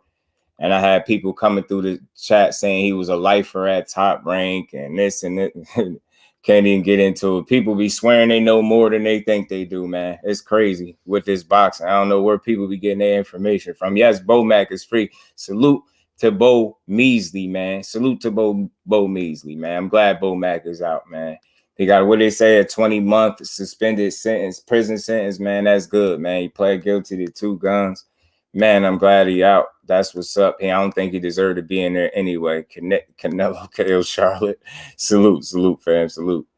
Having a hype job protected from Loma rematch. I don't think he a hype job, right? I think he's way past a hype job. I just think some people just don't don't understand the moves that he's made. I think he's been proven. Like, I think he would have lost a long time ago if he was a hype job, in my opinion, right? I think he's far past that at this point. You get what I'm saying? You just pay attention to the moves right now. I give him a lot of credit for his last few moves, the last 2-3 moves, actually. So I don't think he's a hype job, but I understand he might not be your favorite fighter, though. Key Alexandria was good, bro. I mean, salute, Queen. Pardon me. I don't think Shakur should have spoken on it regarding his contract on Top Rank. I think Bob wanted to sabotage his career. Yeah, I get it. I think that's why he kind of, in a sense, he played defense. He ain't say nothing bad, but you letting it be known that his options open. I think that's like a safe play. You get what I'm saying? I think it's a safe play. He ain't really try to stick it to nobody and say, try to out him, you know what I mean? Go out kicking and screaming, as I call it. But I felt like a lot of people felt like he was permanently there, like for his career. I heard people call them all types of lifers at Top Rank and saying how long his contract was. And it's funny how wrong people was, but that doesn't mean that he won't end up resigning. Like, he can say that, but it doesn't mean that he won't end up resigning. But from just hearing this, it's a little refreshing to hear that he's aware of him having options, like when his contract is up. And I think that's dope, that being willing to work with other people and whatever makes sense. Look, I wouldn't mind seeing him at PBC. I ain't gonna hold you, you know what I mean? But I can't tell him where to go. But I wouldn't mind seeing him at a PBC, you know what I mean, over there where Tank at, and where some of the other smokers at. You get what I'm saying? I think that'd be interesting, man. You know what I mean? Man, if you come in here, I'm gonna tell you now, Canelo, you come in here weird, you getting blocked, bro. You come in here weird, you getting blocked. I don't care what you talking about. You come in here getting weird, you getting blocked, straight like that. And you could create 1 million accounts. I'm gonna keep blocking them. Stop coming in here. That's what's wrong with fans. Y'all poor fans. You're bad fans. Just say you don't like the kid, but that's your personal problem. But calling a man a hype job that made it to 30-0 is weird. That's like saying you not really watching boxing, bro. Like, I don't watch these fighters that hate on them, and that's why I hate when people turn my content into an argument because they don't agree with whatever it is I'm saying. Like, that's weird to me. I see things the way I see it, but I don't shit on the fighters. I think the dude is far past being a hype job. I don't think you could achieve being undisputed being a hype job, bro. I just don't. I think that's irresponsible commentary. It's like you don't know what you're talking about. Just say you don't understand boxing. Just say that. Just say I'm goofy and I'm a young boy and I don't understand boxing. Then I'll understand. You get what I'm saying? But stop coming in people chats disrespecting the sport, man. Be part of the conversation or be somewhere else or get blocked. Straight like that. I don't go back and forth with weirdos. You get what I'm saying? And it's people like you that make everybody feel like, they got haters. Like, we don't do that. Hype job. You a weirdo. And your name is Canelo, KO Charlotte, and you talking about somebody hype job, you a weirdo. Man, next gen, Devin is not a hype job. Yeah, man, that's just weird behavior. Like, man, stop. You know what I mean? Get out of here, man. Go find somebody else to hate on. Go find somebody else to be weird with. That's why I don't like talking about certain fighters no more, because people get weird. Well, Charlotte, for real, get him out of here. Let's finish playing this. This toward the end. It's a few more minutes of this, y'all. Let's see what else he got to say in this. If Floyd spin the block again, because you remember our first interview that went viral when we was talking about Floyd at the Olympics. Yeah. If Floyd spun that block like, Cole, what's up? Super bag. What we doing? Are you, like you said, are you entertaining and shit like that too? Man, like I said, I'm considering all options. So I think that's Emily. Anybody, I think that's that's high up in boxing and whether it's anybody, right? I'm willing to sit down and talk business with them and hear them out. Yeah, right. For sure. I think that's good, man. I want to talk about your keep your options on the table, man. It'd be interesting to see where he go from here, though, if he decide to even leave, or if he stay put. But I don't know. I just know him going somewhere else could shake some stuff up. It'd be interesting to see him on the PBC side of things. That'd be something that I can't say I expected to see. You know what I'm saying? So who knows, man? But good thing. At least what he's saying, if he stand true on it, man. Weigh your options and see who got the best opportunities for you, man. I think that's always a good thing. You get what I'm saying? Keep them options open. See where else you want to go. See where else you could be great at, man. Right, D1. Where was excuse you have for yeah, I smashed that like button, man. Can't wait to knock out Shakur. Yeah, I can't wait too. I mean, we might see hell freeze over twice before that happened, but I'm gonna be waiting. Oh man, block Emily, block her. Block him, her, or whatever it is. Block. We ain't doing that. Let's finish this. Last year or two, you really been leaning more into your Puerto Rican identity. I think that shit is interesting. They be on you about that on Twitter too. Like, yo, he Puerto Rican now, or whatever. You know what I'm saying? But tell me about that, man. Like, obviously, I know you mentioned your dad before. Like, your dad was Puerto Rican. Did you ever grow up like knowing that side? Like that side of you is. Like I said, I like to keep it 100, keep it real with y'all. Man, I want to say something to you about your man that I know for a fact that you don't know. That'll blow your mind if I told you that. And I'm pretty sure if I said the truth that I know about him, you would probably think I was hating. Certain stuff I just don't say. And it's not a bad thing. It's about knowing the sport and you really knowing what's going on. Like, you really do some homework on your man. Just do some homework. That's all I can say. Do some homework. It's not something bad, but it's something real. That's why I respect all fighters. It don't matter who my favorite. I respect them all because he got a hell of a story to be told if you really know what's going on, man. These dudes might appear that everything is all good, but remember, everybody got to start somewhere, right? So he had a hell of a journey, man, to get where he at now. That's why I kind of got annoyed with the little, he's a hype job. I'm like, I don't get where y'all get that from. Like, I just don't know. But I feel like you won't say that about nobody else. You get what I'm saying? I wish I could.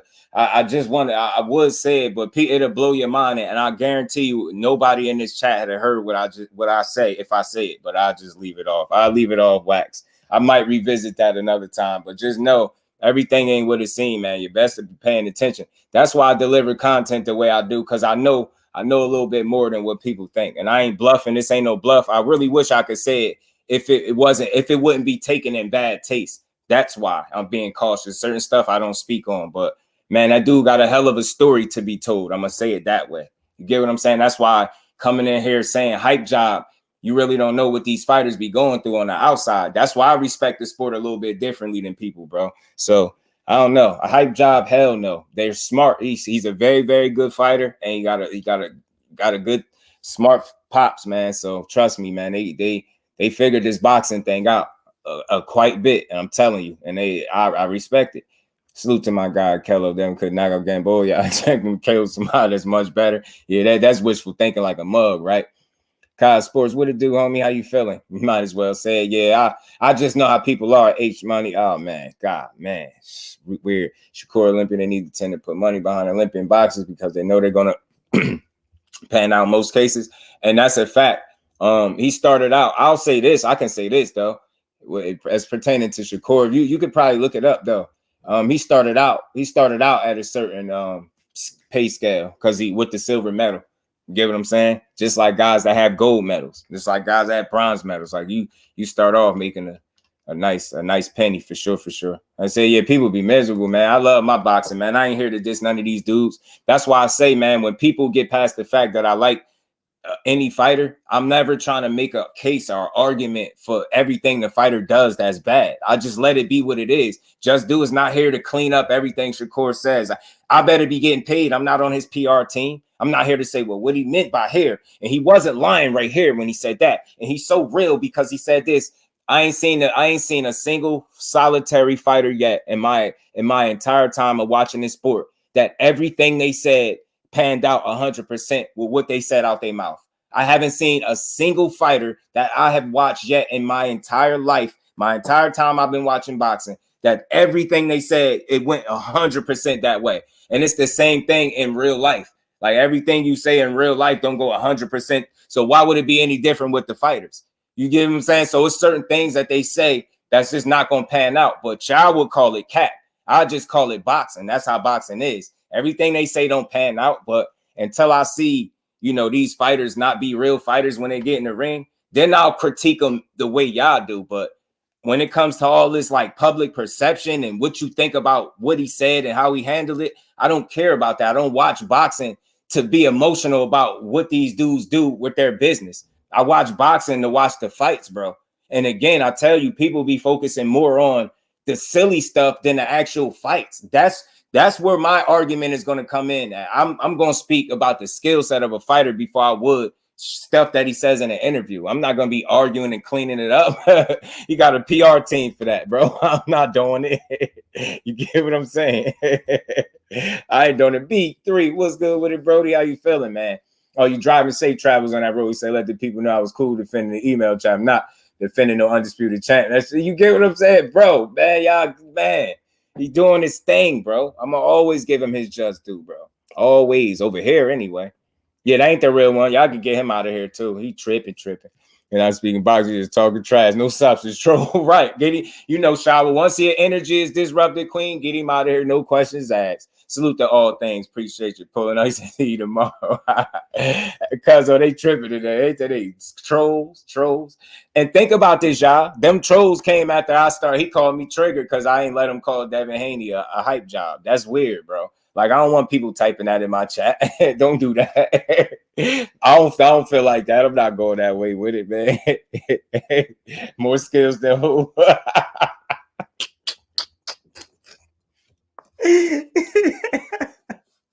Them Jacksons, that's y'all my boys. Y'all funny as hell, bro. Y'all funny as hell, bro. Judah Ben, my brother, what's good with it, bro? How you feeling, man? He said he ran out of gas. He did.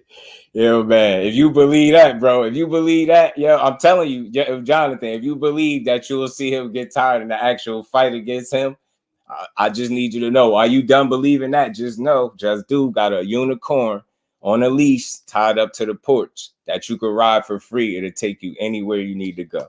Anywhere. Just let me know. You know what I'm saying? DM me, you know what I mean? Holla at me. I'm on the gram too, right on one of the videos. If you want to ride this unicorn that I got outside, you know, on the porch with the leash attached to it, it'll take you anywhere you free of charge, bro. I'm trying to tell you. Both Davis Shakur got skills, but Shakur is a better fighter for real. Yeah, I mean, that's what I think. I think that, you know what I mean? I think his pedigree is a little different, but you know what I mean? It will always be a competitive fight, I think. But I think after a course of 12 rounds, I think you'll really see what I see. I think people will see the pedigree, his skill set, the temperament. You'll see it play out. I think we'll get to see some of it on the 16th. I think he got a good opponent. You get what I'm saying? To show some more people what he got for 35. I think how he approached this fight is going to be important on the 16th. I want to see him handle business because I eventually do want to see them two meet up down the road at some time where they really could fight and people could just get it over with. Like win, lose, or draw, I'm still going to support them both. So I don't really I don't care. I don't watch boxing to be emotional. I really like watching these fights, bro. You know what I mean? These dudes put a lot on the line to get in there, get in that ring. So I respect it. He said I'm selling those rides, $8 per ride. I got the brand new unicorn right in the back. You dig me? You know what I'm saying? Got me a good old, you know what I'm saying? I got the uni out back, bro. You know what I'm saying? I'm telling you. Whoever want to ride it, I'll be wanting to ride a unicorn. Right, Shower, you know what I'm saying? Free of charge, you know what I'm saying? He said, Jay said, pull up, fingers crossed that in the corner. BN Boxing News. Salute, Brody. How you feeling, man? Appreciate you stopping through, man. Y'all some fools, man. What weight class do you think they fight? I think at the absolute latest, I think 47, respectfully. You know what I mean? Possibly a 40. I would like to see it. You get what I'm saying? When both guys is, you know, healthy at their peak, at their best, whatever. You get what I'm saying? Both. I want to see it as soon as possible, to be honest with you. You know what I'm saying? Just to see it. You get what I'm saying? I think it's always going to be a good fight. You know what I mean? You won't need a few rounds to figure out that's a bad style matchup. I be trying to, and you see, at least you recognize I be trying to be so like, you know, nice about it. But I'm telling you, it's just different, bro. It's different. I think it's just different. And we're going to find out sooner. So hopefully sooner than later. Downtown Boxing Talk. What it do, homie? How you feeling? Roach. Yo. Why would you hit send on this, bro? Why would you say this, bro? You said a unicorn name, Shakur. Y'all be on my boy Helmet. That's okay though, man. I like the jokes too. I like to have a good time too. Shit, he got to know this come with the game. But for me, I'm always gonna stand on what I stand on. I think the talent speak for itself. I ain't got to argue it. See, the thing is, people have become so like they've forgotten the actual reason why they watch boxing. They become so involved that they be thinking I'm here to justify everything he say. Like, yeah, nah, he's not a bad guy. Look, this is why you should like him. I'd never spend 2 minutes of my time trying to do that in here. Y'all feel free to feel how y'all feel about it. I'm talking about the skill set. Think what you want about him as a person. And think about it. We as fans, we spend so much time talking about these fighters as people and we don't even know them. We get to see a very small percentage of their lives, and we draw the wildest conclusions from that very little scope of things that we able to see. And I'm just not that deep in with it. I'm not there with y'all. Like, I don't feel like every little thing they do don't make me mad. Like, I'm not there. Like, you get what I'm saying? These dudes is going to do what's best for them in their careers at all times. Don't ever forget that. And that goes for your favorite fighter, too, whoever he or she may be. You get what I'm saying? Like watching paint dry, and damn, go beat that man. I mean, look, you know what I mean? He gonna beat him, and Donald Trump, my cousin. You know what I'm saying? Let's slug it out there, Delos Santos. Yeah, he said he should slug it out. Why should he do that, Roger? What you on? You try to get my boy sent to the upper room, bro? Like, you know what I mean? Exactly as you on. Why you want to do that? Nah, man, forget all that. Justice Shakur said what he said. Nah, he stand on what he stand, but people be like, oh, I don't like him. Like, I don't like him. I just don't like what he says. I don't like what he does. Like, we sound like we in high school. Yeah, I don't care what nobody. I ain't asking people to like him. I'm just telling you he nice, and I'm gonna keep saying it unapologetically, man. Shakur, you got support in Jersey. I rock with Jersey, man. He been putting on for this sport, and he on his way to being a 3-division champ. That's where I be at. Y'all be wanting to argue all that other weird stuff. I'm not here for that. Yeah, did you hear what he said in the interview? I can't believe he said it like that. Did you hear him? Did you hear when he called Frank Martin out his name? I can't believe it. He should have never said that. Did you see when he jumped in the ring with Devin? Oh my God, he's a clout chaser. I can't believe it. Did you see what he said on Twitter? Did you see him going back and forth with Steven Espinoza? Oh my God, I can't believe it. I'd be like, yo, what? Yo, what? Yo, what? If y'all don't chill, yo, why don't y'all chill, yo? I'm not that emotionally invested, and I'm not a fanboy ever. I'm always my story, my stance is always gonna be clear. This man is a bad dude. All that other stuff y'all be talking about, I don't care about that. I don't care if who likes him and how you feel about him. I'm not asking y'all to take this dude on a date, yo, bro. I don't care. I don't like him in that way, bro. He's a damn good fighter, bro. Yeah, they ain't the only fighter I talk about, but this my guy, he out of Jersey. I got to rock with the hometown. He putting on. You know what I mean? If he was for your hometown, you wouldn't be rocking with him. That'd be crazy. I ain't like that. That's my guy. I rock with my boy unapologetically, but I don't cap for him. And the real ones in here that listen to me day in and day out, y'all know I never get up here and lie for no fighter. Never, ever. I don't do that. They be like,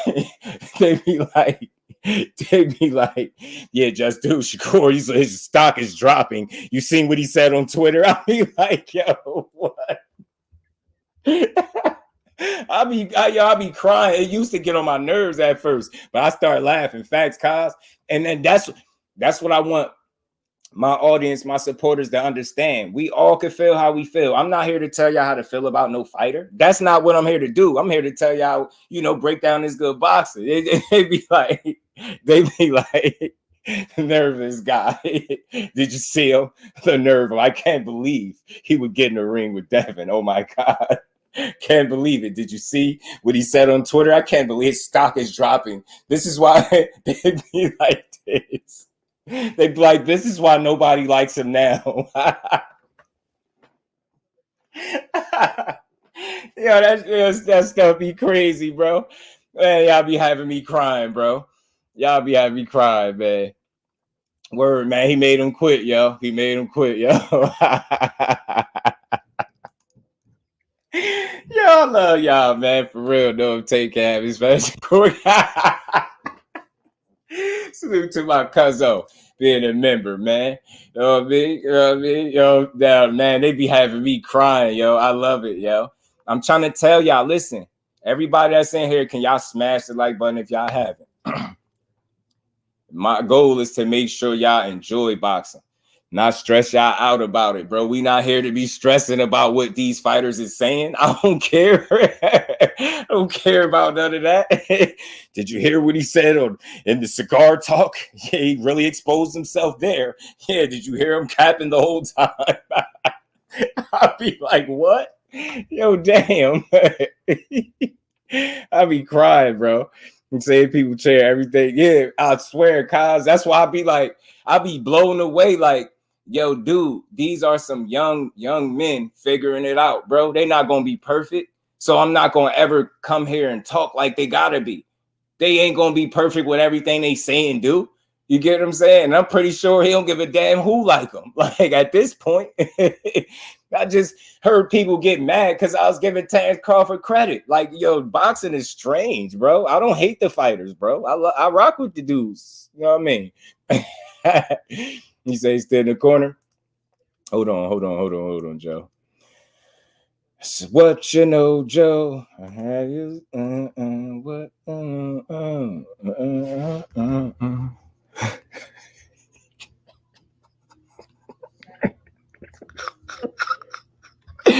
Y'all make me do it every time, bro. Did you see Shakur get the ring? Make Devin run out.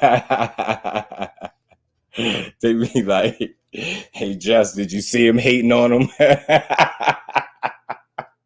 They be like, look at the look in his eyes. I can see him. He's hating. Look at him. He's jealous. He'll never really want to fight him. He doesn't want no smoke. That joke be having me crazy. That joke be having me crying because at the end of the day, I rock with boxing. So despite who I think is going to win, I rock with them both. And I always have fun with it. And I want everybody to know this is why I pull this. This is why I pull this picture up. This is why I tell my jokes, because I have fun with it. Bro, this is funny. When they fight, they going to fight, yo. They feel how they feel about each other now, but a good ass whooping, you know what I mean? Either way, they'd be good. They get in the ring, they'd be all good. I don't get too emotionally invested in it because that's not why I'm here. We're supposed to enjoy. This is still entertainment, bro. We supposed to have fun. He said they're picking the pick. You know what I mean?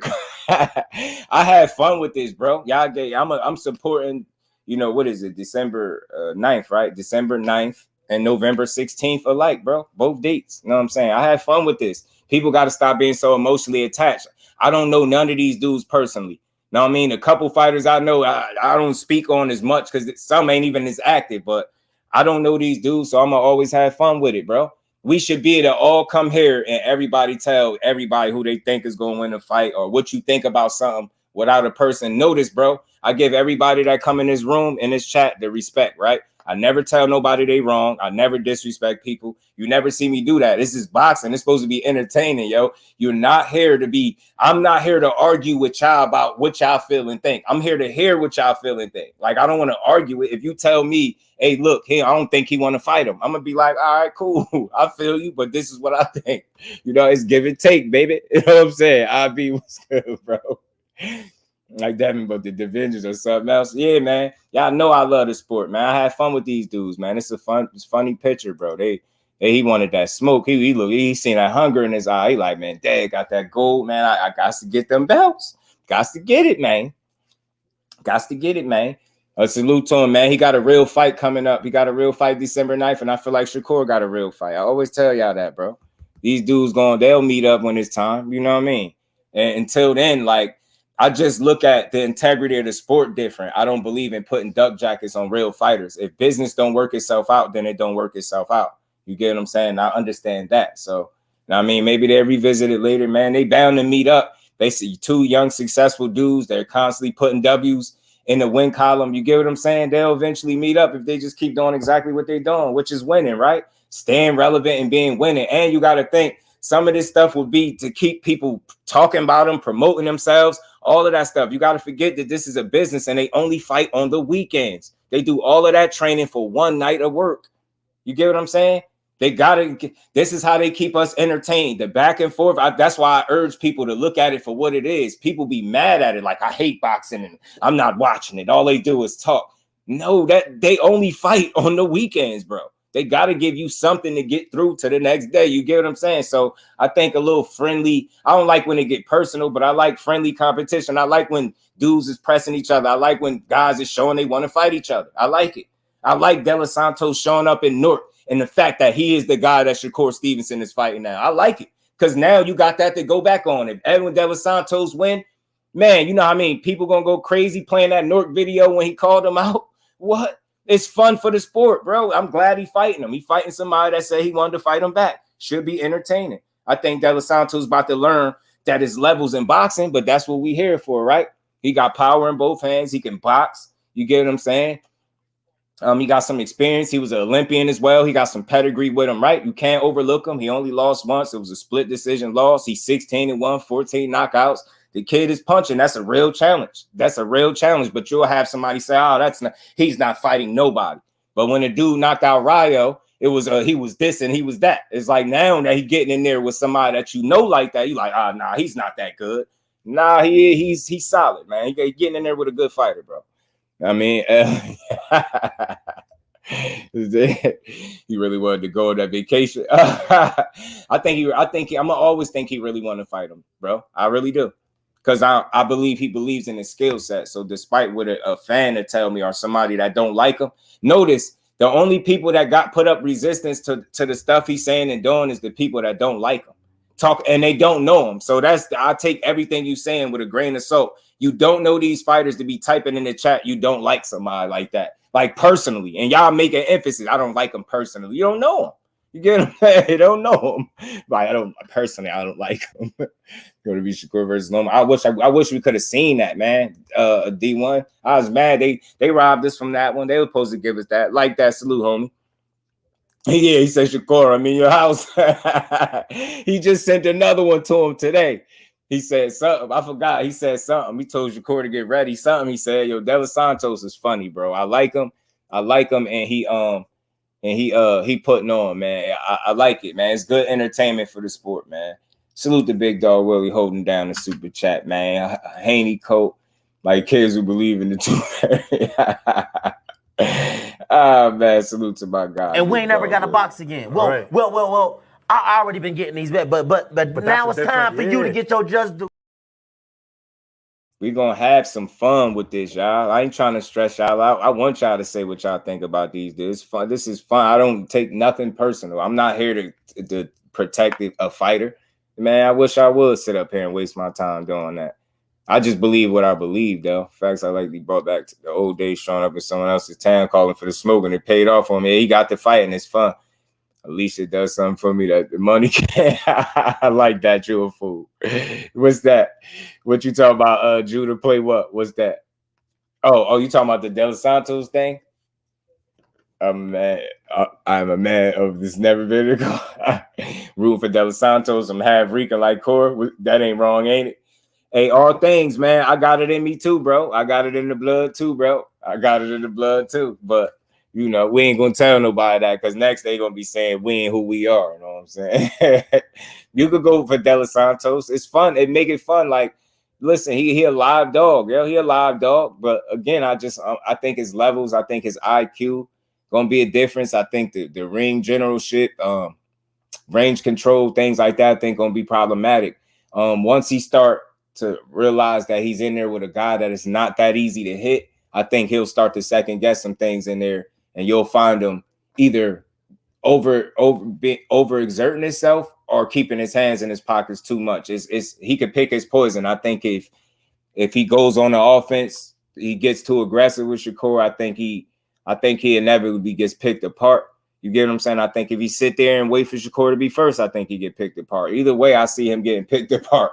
Only difference is, you know, it's a fight. And when he had his moments, how big or effective will those moments be? Because everybody gets hit in the fight, Shakur included, right? But it's just, if we being honest, going off with the 20 fights we've seen, it's very hard to win rounds. So I think that's what De Los Santos got to focus on, trying to win round by round, or just making your mind up that you're going to try to come rough him up and knock him out. But either way, Like, I think as long as it's a chess match, that favors Shakur, of course. I think, of course, if, you know, he forced it to a fight, he can have his moments in there, right? Because that's not typically his style to go in there and bang and slug with you, right? So if he's able to, you know, force Shakur into that kind of situation, then I can see, you know, some different type of moments for him. But again, I don't know. He gonna have to be smart because this ain't no damn El Rayo. This ain't no Joseph Adorno. This ain't none of that. So everything I think he gonna have to work for. And I ain't saying he ain't gonna get nothing, and I ain't saying he can't win, but I'm just not expecting it, right?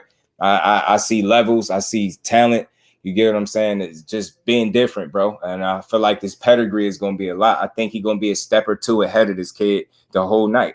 You get what I'm saying? I think, you know, De Los Santos will have those, you know, those moments, but I don't think they'll really be a factor that way, right? You know what I'm saying? That's just me. But I'll tell you what, if he ain't careful, if he ain't on his A game, then he can get caught just like anybody else. You get what I'm saying? El Rayo, you know what I mean, was undefeated when he got in there looking like the next hot prospect, right? He came in there, he even dropped De Los Santos early. He dropped him first, right? Next thing you know, he hopped on his ass, dropped him back and finished him, got him out of there. So you've seen he has the ability to recover from a shot as well. So I don't think he's gonna go the first time Shakur hit him, no way. And Shakur is a bigger puncher as you know, El Rayo is anyway. So I think, you know, that allows De Los Santos to be around for some rounds. But I want to see how it looked, you know, about midway through the fight. I want to see, you know, what adjustments is made, if any, if you know what I mean, what necessary adjustments is made, and what his temperament is going to be for this fight. That's where the action really lies, man. It's what he want to do on the night. If he want to come there, like I said, he feel this dude out. If he feel like this dude ain't punching how people said, it's going to be an entertaining fight. If he is punching and he lands something, then he's going to be smart. I could see him being smart. I could see him keeping De Los Santos on the outside. People could complain all they want, but I ain't here to see how fast he can get CTE. You get what I'm saying? So, but at the same time, I do want to see him approach this fight with the intentions to beat him up. You know what I'm saying? And really beat his body up. That's why I think he should do Shakur head. Not easy to hit. The body shots there, true. I think body shots will make a boy out of anybody. You get what I'm saying? Make a boy out you. You know what I'm saying? I'd be shocked. De Los Santos thinks if he going to box with Shakur Stevenson, he's not even going to fight like Regis is going to do with Devin. Yeah, man, it could be problematic for him. Bottom line is Devin will never fight Core. If he ever does, Core win a point blank period. Talk to him, Miss Joette. No, I mean, talk to him, Queen. If Shakur wants to be a pay-per-view star, he needs to slow. Roger, use a fool, bro. Use a fool. He said pillow fist. Nah, I mean, I think you know better than that. I think, oh, man, he came back under Devin Haney, bro. We ignoring him. Santos got better defense than anybody Shakur has ever fought to. I don't know. I don't look at him as a defensive fighter, next gen. I never looked at him as a defensive fighter much. But we'll see. We'll see, though. So high-speed trust with Buzz, so trust me, it's like shooting fish in a barrel. I tell him hardcore. Tell him, Jay. Tell him, Jay. Babe. So, but I never looked at him as a defensive guy. But maybe, man, maybe he's able to, you know, I don't know. Maybe he's able to show me something. But I just feel like his last fight definitely ain't gonna do him no good in terms of like preparing, because he didn't have a willing participant in there. And respect to Joseph Adorno, I just felt like he overthought the moment and he just wasn't letting his hands go, and he was paying for it. I seen him take De Los Santos' best shots, and he was right there the whole night. And he stood in front of him to allow him to do it. And now Shakur's not going to be right there. You know what I mean? I don't expect him to run from him, because I ain't never seen a fight where he ran. But I don't think he's going to stand right there in front of him to be hit that easy, right? And again, if he gauges power and feel like it ain't what people told him it is, you'll expect to see him on the front foot and in the pocket a little bit more. But I'm being honest, because I'm a realist. If he get hit, or if he feel like De Los Santos punching like that, he's going to fight a style that's not going to allow him the opportunity to be hit often. And that's just what it is. And you got to appreciate it. That's what keeps you around, man. You get what I'm saying? Knowing how to, you know what I mean, adapt to who you got in there. You get what I'm saying? It's not about trying to be tough for the fans. Don't go in there trying to prove you're a knockout artist. That'd be stupid. So again, if that dude punching like that for real, we know he got some good power. But if it's something that you feel like you got to be on point for, then you be on point for that. And it'd be no difference than what any other fighter would do. You got to be smart. You're not dumb. You get what I'm saying?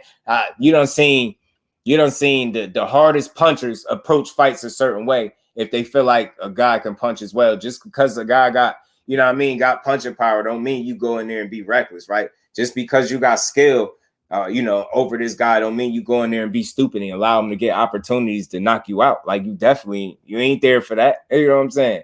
Santos slick with that body movement and pivots. I feel you, man. We're gonna see, man. I like Santos. He's a good fighter. And I'm still good.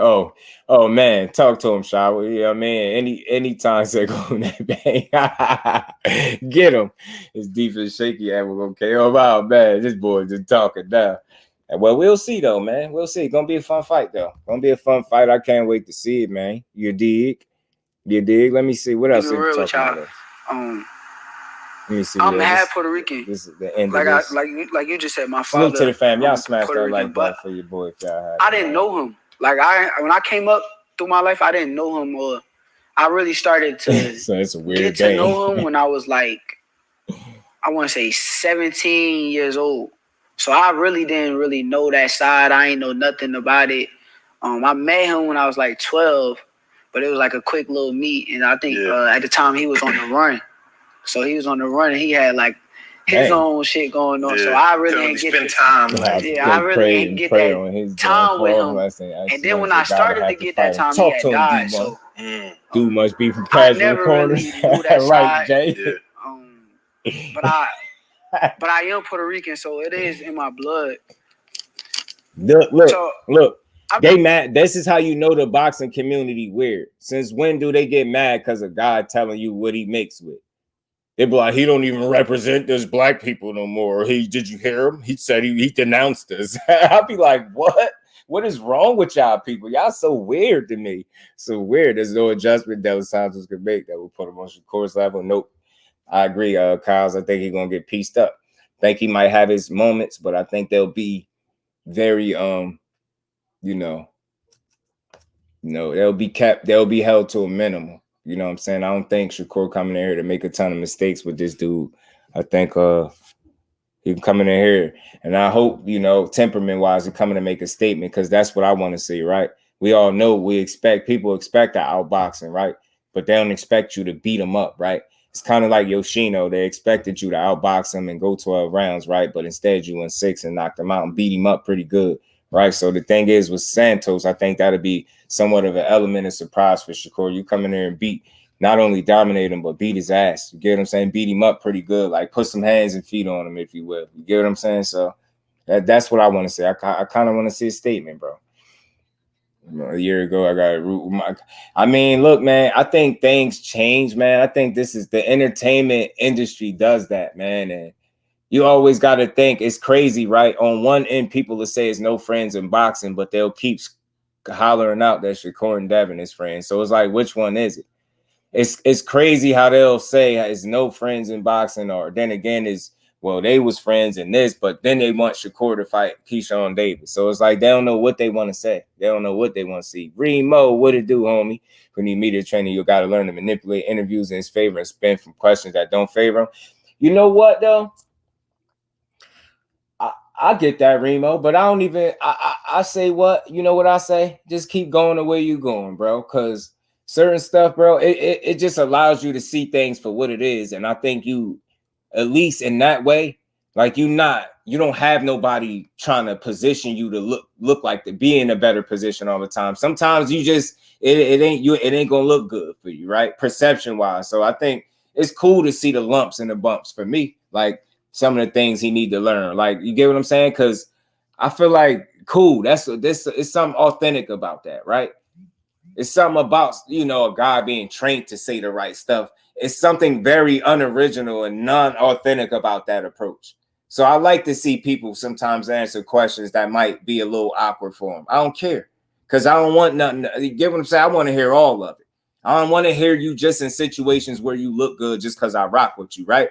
If it's a situation where you need to get some straightening and learn from, and you need to go through something a certain way to learn it, right? I ain't against that, right? Because I feel like this is only boxing at the end of the day. It's only perception. You can always learn and get better, right? But I think that's how you get better, right? You bump your head a few times, and I think that's what it is, right? I don't want to hear a guy that was taught to say the right stuff, I want to hear a guy that's going to say what he really was really on his mind. I think that's what I could appreciate about his approach.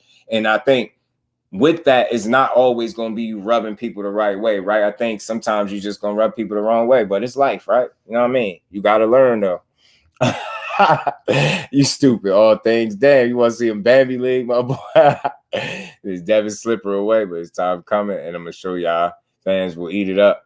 Yeah, but I think we've gotten to a point, Remo, where people almost don't want fighters to even say anything but what they want them to say. Like, it's gotten weird. Like, they're competitors. They're going to get aggressive. Sometimes it's going to go a little left. You got to think they fighting to kill each other for a check. You get what I'm saying at the end of the day? So I think some of the things we see is a byproduct of what their ultimate goals are to get in the ring with each other. So I think it's a certain energy that's just going to come with that. And certain situations are going to come about from these guys just being natural competitors, bro. That's just me. And I think you got to be understanding of it and people not be so sensitive to seeing these guys competitively challenge each other. You get what I'm saying? So it's weird to me.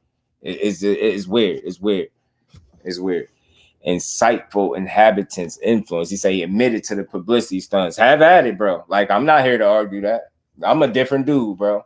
I ain't one of the content creators. I ain't a fan of no fighter where I'm here to argue and try to make them look good in the area where y'all, according to y'all, they expose themselves. Have at it. Shit, I ain't arguing that. I think at the end of the day, what's more important is going in there and being spectacular, right? I think going in there looking good and getting that win.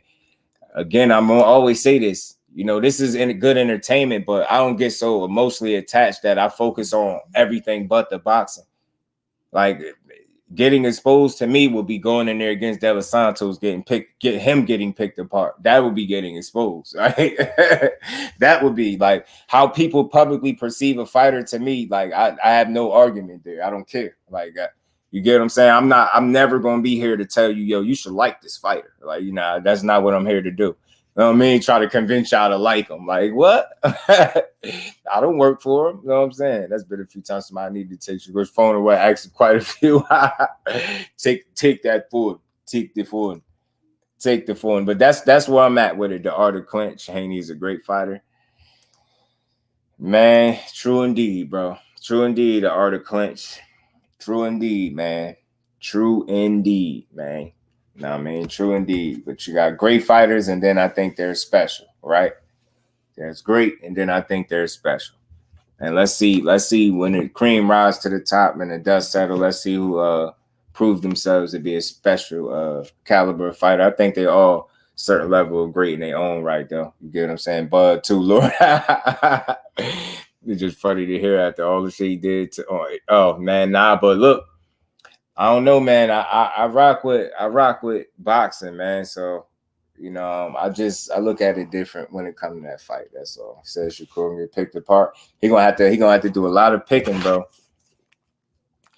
He gonna have to do a lot of picking, man. I just don't think the level is there, man. I think that, you know, he's skilled and talented and things like that, but I think it comes. It's a certain level that he's able to perform at, and I just don't think it's to the level of Shakur. Respectfully, I don't see it that way. But we'll find out in due time, right? November is right here, right around the corner. Right around the corner, right? A little more than a month out. That'll be here in no time, bro. It'll be here in no time, and we'll get to find out. Y'all all get to see what y'all either feel like y'all don't see or do see. That's why I say, like, I know how to not be a fan and just give credit where it's due. I know when I see something that I ain't seen everybody else looking like, right? And the type of dude that will show up the reason. Yeah, I'm telling you, came on a trip. Yeah, how you gonna fight the dude that took your vacation? Can't do a damn thing for a nigga. Oh shit, he said he took him on vacation. He wanted to fight him. Damn, B3. Damn, he wanted to fight him. Shakur has generation talent, but he needs a strong stand-up performance to put the fighters that. Yeah, man, that's true, Remo. To the fans and fighters that they got to kill at 135 division. True. I think a standout breakout, like something more than just a boxing lesson, right? I think you need to show special in this fight. Saying special, I just see good little fighter. That's because you You know, you can't. Your eyes. You know, you might need LASIK, bro. You know what I'm saying? LaMarcus, what it do, homie? What it do, man? The art of the clinch. Salute, family. Man, he is just crazy. My favorite fighters all got to fight each other. Haney, taking Shakur, right, man? Let the three kings mix it up, man. One day, see who the best man is. That's what it's all about. People, I'm just not an emotional attached guy. I don't like no fighter to the point where I'm gonna argue for him. You know what I mean? If you tell me you think somebody gonna win, I'm gonna say, all right, yeah, bro, it's cool. Need to fight, yeah. At least twice. He's trying to get two about her. Hey, boy. That'd be crazy, right? If they did that. Your little fighter though was kind of crazy. yeah, Remo. You see how they do. But nah, man, that's what it's all about at the end of the day. They're mixing it up, all of them. You know what I'm saying? And getting in the ring with each other. So we don't gotta argue about who we think is the best. We'll just know, right? You know what I'm saying? Like it's easy for people to make peace with it after they seen it play out for real. You know what I mean? And I think most people, all of us, I think we deserve to see that fight at the bare minimum, at least. And that's just being nice, right? You know what I mean? Give us the fights that we want, because I don't think it's too many people that would be against seeing it. Come on, bro. Oh, can I do it? I agree, at least twice. Only way to get a good measure. Shower like, yeah, man, twice for good measure, man. They gotta do at least 2 times. You know what I'm saying? So we could really see something. Shower says she trying to see something. You know what I'm saying? They gotta mix it up at least twice. She trying to see something. The queen need to see a little something. Bole, what it do, homie? How you feeling, my bro?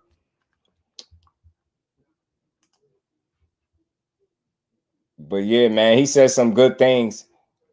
He said some good things in that interview, man. In terms, I think speaking about, having his options open, like the other stuff is the other stuff. That's the stuff that people hang there. I don't care about none of that. I would like to see where he'd end up and if he'd end up anywhere else. Because if one thing I could say, I never expect to see him on PBC. That would be crazy. Bring back the old school, or at least the old school way of thinking, right? Where everybody fighting each other, right? But I think the reason why that doesn't happen the way it does, that it did back in the day, I think for this, I think for the obvious reasons, right? Yeah, I think the fact that boxing is more of a business now, I think fighters naturally are going to consider that first, right? You get what I'm saying? I think they're going to consider their bag and getting paid first, right? Whereas I think maybe as opposed to back in the day, people just want to fight, just fought, right? It wasn't all about the business. But at the end of the day, I think dudes understand that they prize fighters and there's money out here for them to make. And I think they be trying to capitalize, each opportunity they get, right? And I think to some degree, we got to understand that, right? Because if these guys don't end up, there's no tomorrow in boxing for sure, right? So you can't tell everybody to just be paid. Like people trying to get paid now if they could. You get what I'm saying? I'm not against it, right? But I do understand how that can ruin fights sometimes. But I can't be completely mad at somebody that is really considering trying to get paid now, knowing that tomorrow might not be promised. Like especially with boxing, it's very physically demanded. So you got to sacrifice so much. And I think a lot of people feel like so many fighters end up with nothing at the end, that these dudes nowadays trying to get that bag, right? So that's just me trying to understand it, not saying it's right. It's still a way to go about it. But I think ultimately that's what be going on. I think, dudes just want to be paid for their risking their life. You get what I'm saying? Simply put. Nah, because it'll be pushed. That Drake ain't going to allow it because it'll be pushed. He ain't going to allow what? What's that? He's not the guy. He's just an okay fighter. Yes, man. Nothing but CTE, right? And that's what I think, dudes are just considering their well-being in their pocket. You get what I'm saying? And I get that. But I think, not very many guys understand the sport and how it works, the business side of things, because I think a lot of them don't handle their business. And I think what we be seeing sometimes is guys attempting to insert themselves more in the business aspect of boxing. And I think that's why you be hearing people just, simply going about trying to get their money. And it seemed like we get frustrated with it, but you got to put yourself in their shoes, man. These dudes risking it all, and they be wanting to get paid for it. You get what I'm saying? Like I said, they understand that these promotional companies, to some degree, gonna get money, gonna make money off guys, so they try to make theirs when they can. Zoom verse, what's good with it, Brody? Peace and blessings, family. How you feeling, bro? How you feeling? But yeah, man, so you just never know, man. It's good to hear that, you know, he wasn't locked into some lifelong contract with Top Rank. And it's cool to hear that he at least feels as though he's going to consider options, which would allow him to do business with somebody else and potentially give us a different set of fights. Like, that could be very meaningful. That could be like a splash if he goes somewhere. You know what I mean? That'd be, you know what I mean? It'd be a good thing. Like, and I'm telling you, PBC, with Shakur being over at PBC is wild. I'm telling you. Does that mean them fights got to be on the table? You know what I mean? Fights like with Tank and shit like that. Who would be against watching that fight? You get what I'm saying? I don't think none of us. Would. But let me see what else. What else did he say in his last piece of this? I was glad to hear that though. What's that? Big Ghost? Oh shit, my bad, y'all.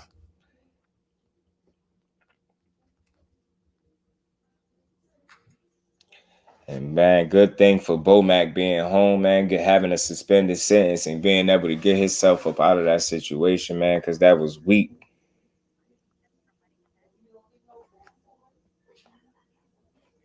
Good thing to see him home. Good thing to see Bomac home, but let me see. My blood. So, I mean, I like I said, I'm gonna just keep it real. Whether I feel it though, because I really came up with like my mother and my little brother and years after that. And when I seen him again, it was just kind of weird. Upper echelon, what's good, bro? Yeah. Fuck out of here. Keeping the options open. Yeah. Like again, Big Dose, like it's other stuff to hear from it, you know, the little rhetoric stuff, right? But I try to not hang my hat there because it's one could interpret the things he's saying in many different ways, right? For me, I try to get the most important things out of it. Like, I don't really care about hearing them rehash the Devin Haney situation for the 5th time, right? So my focus ain't really there, but I did like to hear him speak on that, you know, potential leaving the options open and, you know, the contract being up soon. And, you know, Top Rank did right by him, so ain't got nothing bad to say, but, you know, you just leaving them options open. I like that type of stuff. Upper echelon, what's good, Brody? Chilling, fell asleep on you, man. That's how it be. Yeah, man, but keeping them options open is good because you get a chance to assess the landscape of boxing and see, you know, which promotional companies got which fighters where you can make the most lucrative fights at. And I think it's a good thing to leave the options open. I just hope whatever he does, it's his best move. Like it makes sense for him, right? And whatever it is, it don't put him in a position not to make fights, because that's what you don't need to see. You don't need to see a talented fighter locked in a situation where he can't do him, right? You want to see him be able to make the meaningful fights, because he at that point where you're a top fighter, people don't want to see you fight nothing but the top. And I'm pretty sure that's what he want if he can help it. So we're gonna see how it shake out. He just got this next fight, and we're gonna see where it go. Should see you specialist. I see above average. Yeah, it's true. I know that's what you see, because you think your man the best thing since sliced bread. I know anybody seeing that is not seeing the right stuff. So, and the thing is, bro, you in the minority. I think the majority of the people in here don't. It's not what I think. It's what y'all think, right? I just tell y'all what I think, but I think the majority of the people think, you know, who's the better fighter out of the two. It ain't what I think. Y'all wish what y'all think, right? Y'all outnumber me. You know what I mean? So, no, it wasn't. Oh, yeah. That. Hope you feeling well over there too, Brody. Appreciate you, man. Appreciate you as always. Hope you feeling good over there, man. It's time now. I don't need no help. So yeah. Hold on, was you kind of lit already when he started? Nah, I wasn't lit, but I was on the verge. Yeah. I was on the verge. It was like, oh, I see, like. Yeah, like I was at I want to say, it was like a couple months before I was going to the Olympic trials. Okay. Yep. So in my brain, it's like I hear you, but it man, might be, yo. I'm already just in another universe, Jonathan. Not this one. He kept pursuing. I definitely started to allow him to come in. He came to a couple of my fights and stuff. So. Oh yeah. Yeah. We chopped it out. I seen him. I had went out to eat with him in Miami. We chopped it up a few times. That's fire. Yeah. You know, if you learn how to speak Spanish, nigga, your stock is going through the roof, my boy. I'm telling you. Yeah, nah, that shit would be. It might be a little time consuming because I'll be so focused. Yeah. Little Rosetta Stone, nigga, that's gonna double the bag. I'm telling you, you gonna be ghost, nigga. Listen to but yo, they gonna hate him for real. He starts speaking Spanish, they lose it. Chat, H Money, that's my man, H Money. Yeah. He DM'd me and said, oh yeah, what'd he say? He was saying, that I'm gonna be a 3-division world champ faster than Floyd, Pernell Whitaker, Bud, and Sugar Ray Leonard. How does that feel? Shit, that's fire. I didn't know that. I didn't know that till he DM'd it to me. I'm like, man, for real? Hold on, y'all.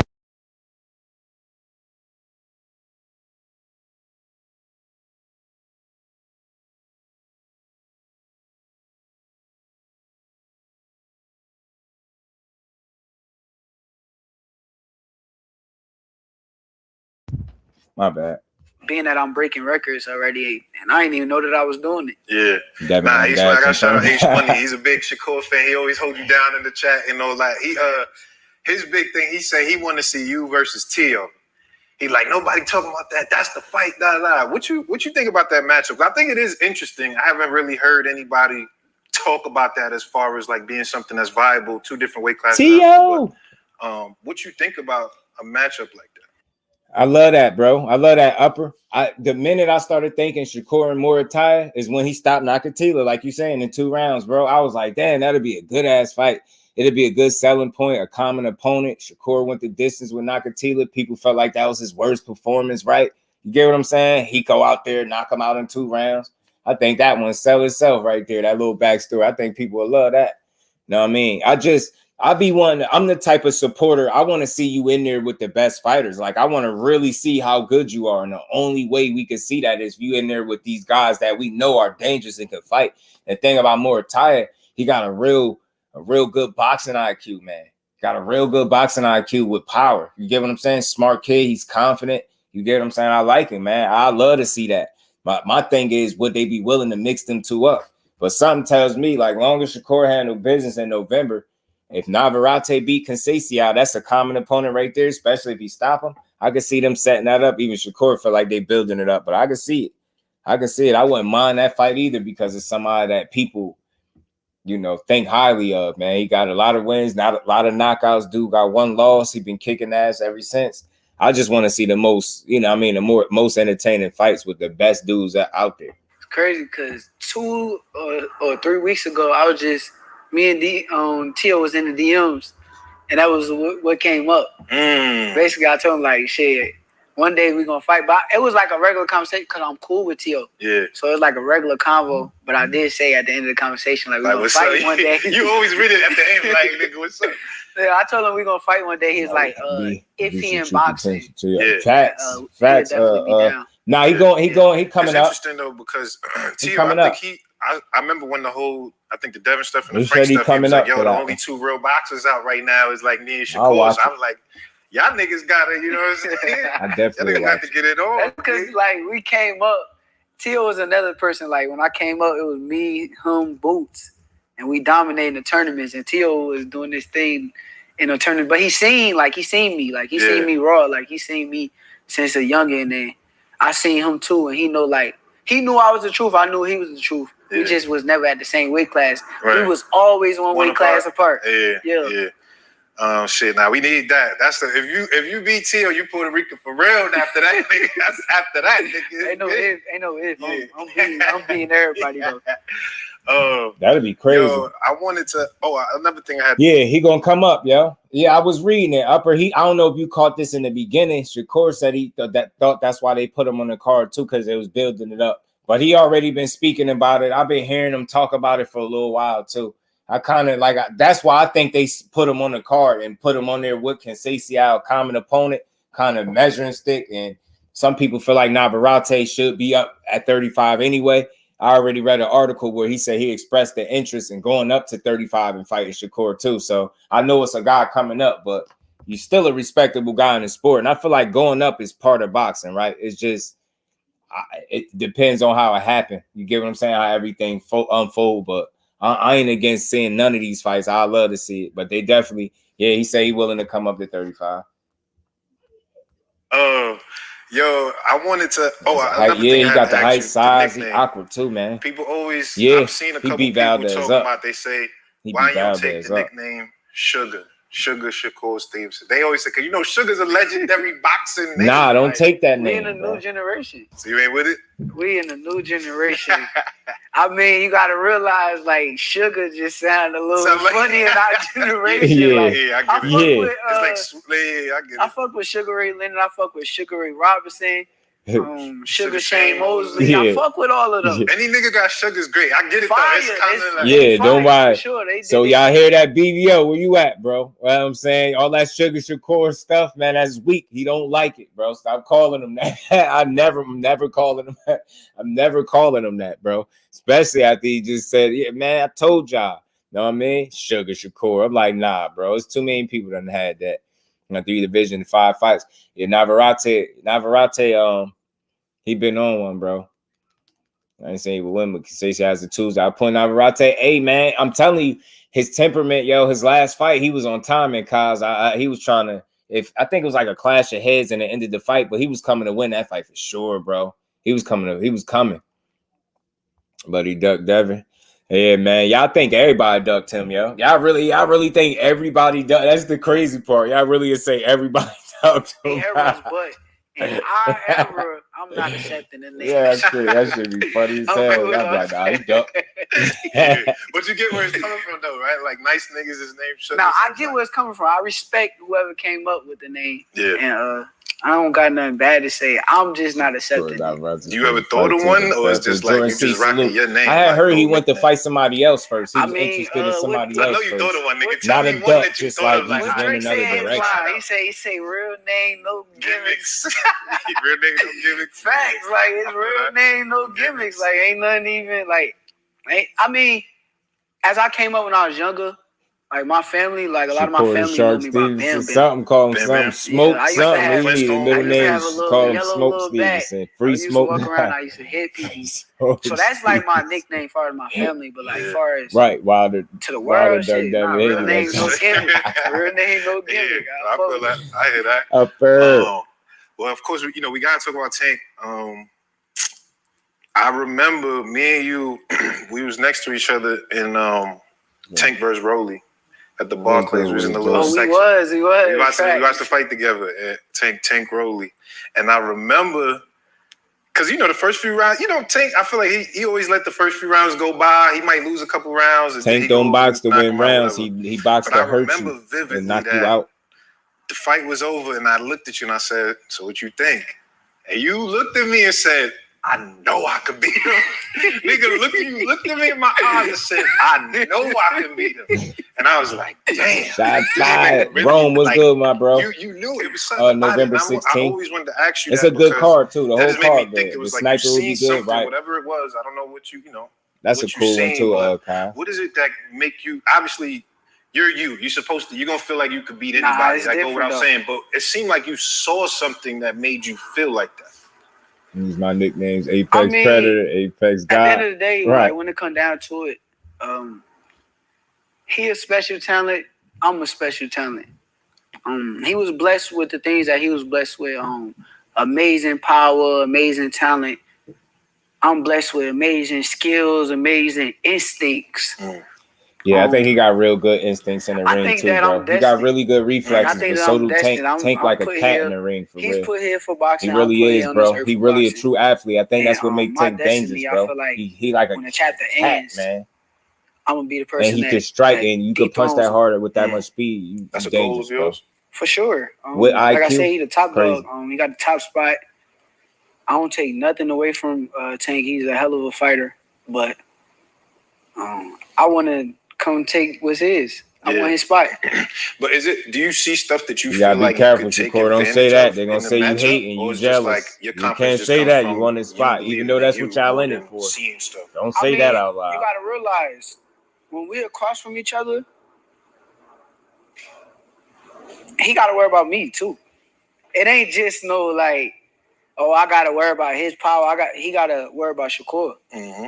What Shakur gonna do? How I'm gonna hit him? Like, that's really like a thing that he gonna have to like figure out, and it's gonna be a puzzle in front of him, just as much as it's a puzzle in front of me. So, stylistically, I got all the tools and everything to. Salute the room, man. Fight, I like the last pick. Hell no, fuck no. Fuck you know that's what they say, like it's a 50-50. Nah, hell nah. To me, no. Yeah, I train too hard. That's I 50-50 if I ever seen it. Amount of work in. Boxing is my life. He had to prove to me, and I'm a supporter of his big time, but he had to show me that it's not 50-50 though.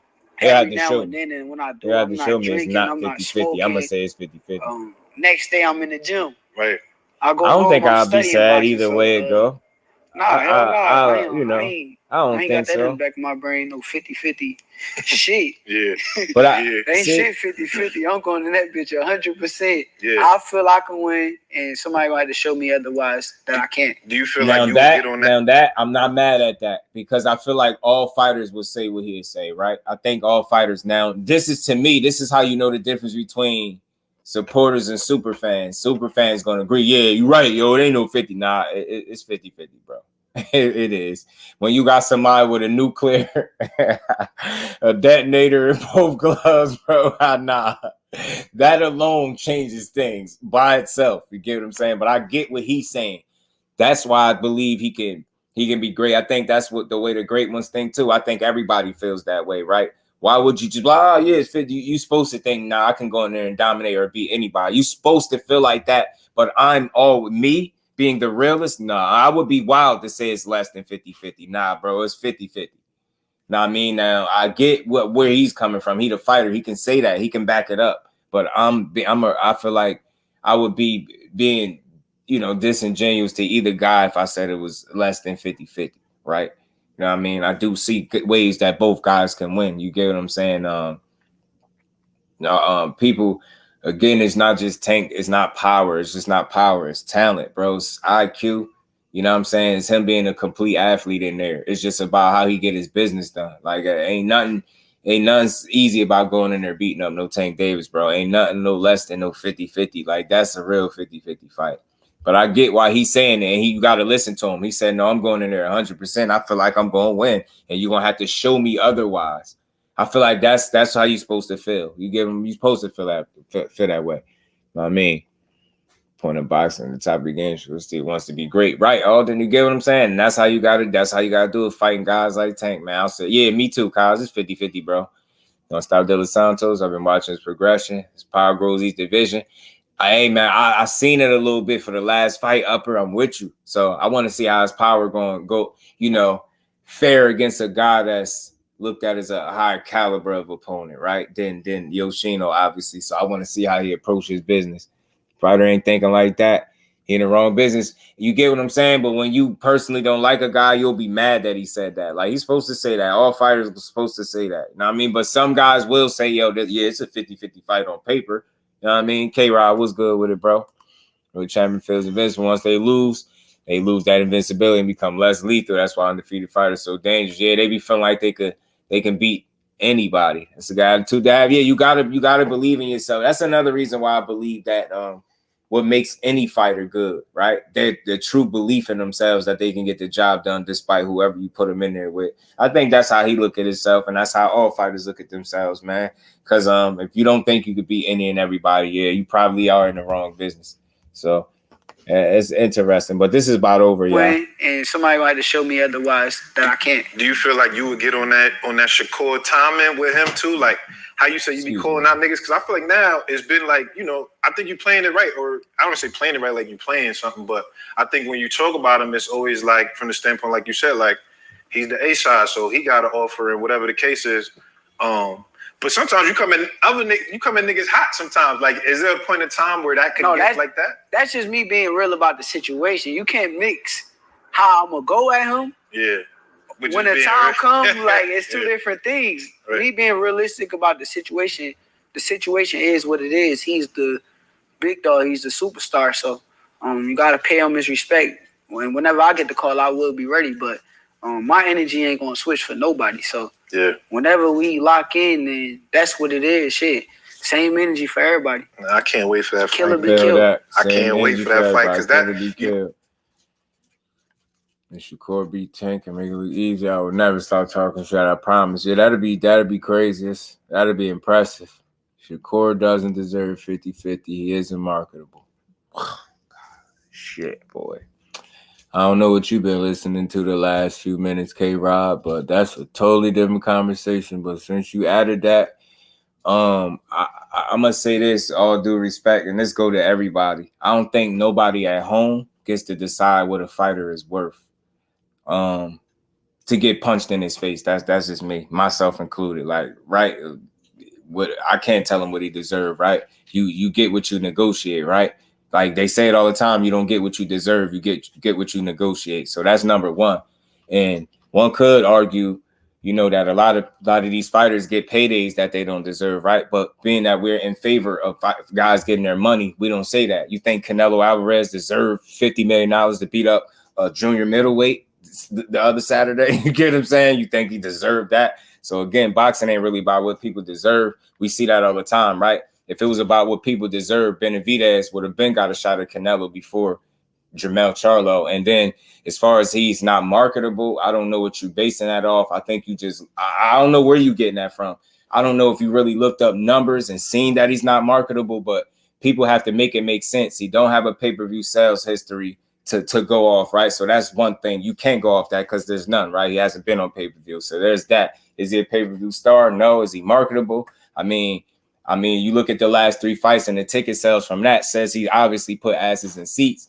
And you say Devin isn't going to have his money screwed over in order to give Shakur demands. I don't think getting or petitioning to get a fair share of the split is ruining Devin's money. When you've heard of Eddie Hearn go on record for multiple times saying he's grossly overpaid. So again, I don't see how him petitioning to the sanctioning bodies messes up his bag. I think it just ensures that he gets treated more fairly. So I feel you, but I don't feel like what one guy getting paid should affect the other guy. You know what I'm saying? I don't think that'll be the case. But again, when it comes to that situation, the sanctioning bodies will decide what each guy is worth and who should get what split. We can't decide it at home, right? And I was hearing that. I was hearing about people saying he don't put asses in seats and he not marketable, only at home. So look how the narrative go. It go from he don't sell, he's not marketable to, he only sells in Newark. And then when you really do the homework and you see that his last 3 fights would sell well over 10,000 tickets in each one,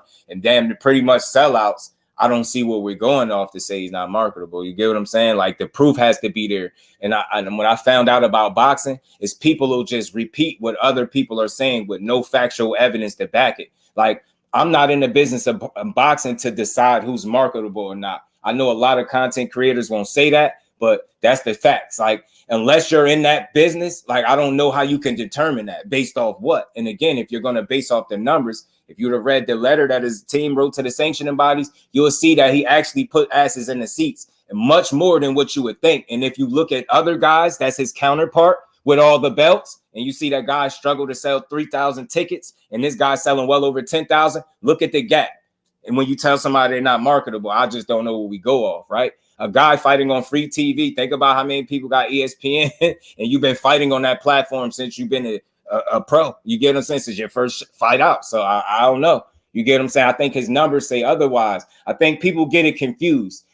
Is he Tank Davis? Hell no. Not by a long shot. Nobody's Tank Davis. Only Tank Davis is Tank Davis, right? But I think to say, like, I don't know what's marketable. I'm not so versed in that area where I can just look at him and say, he's not marketable. What are we basing it off? How? Like, you get what I'm saying?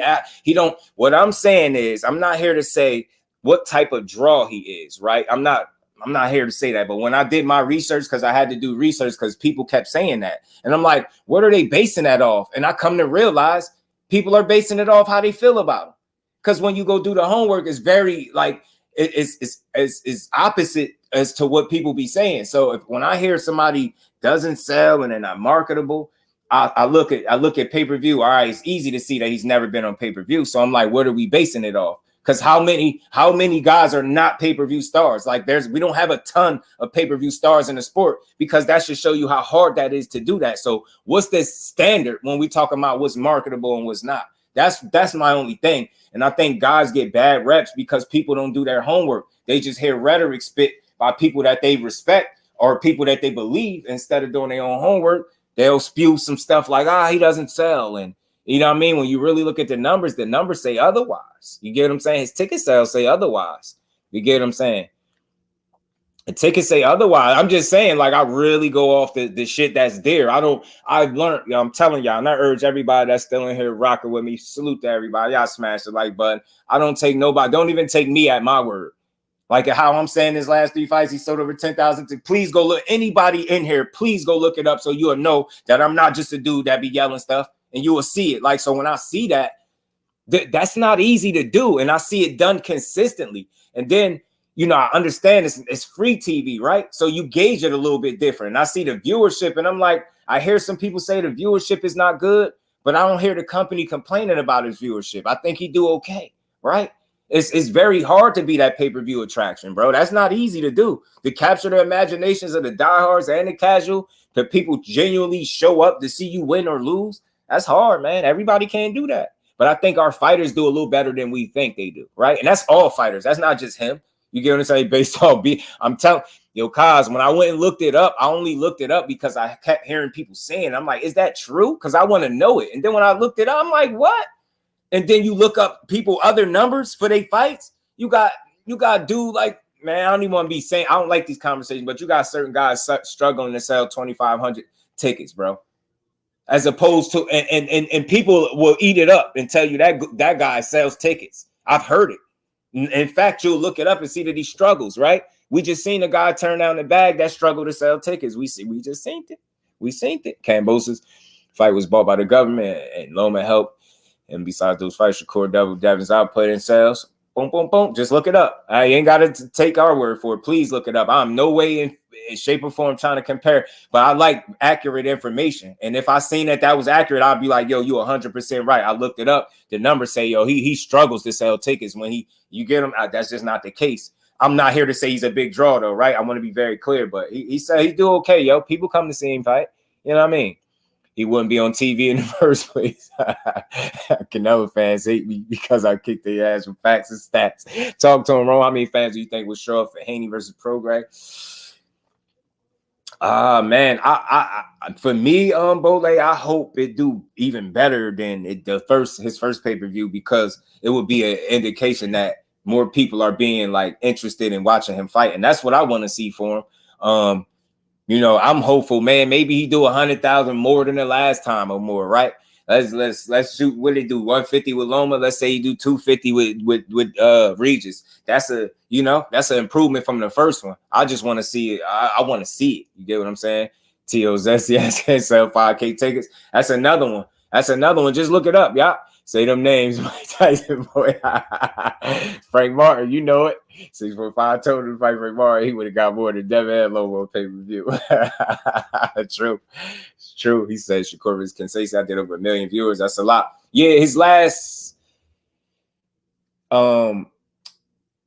Yoshino, Conceição, and was that Valdez? I think the last 3, they all averaged well over 1 million viewers for the they peaked out well over it. Let me get on the panel so I can speak my case.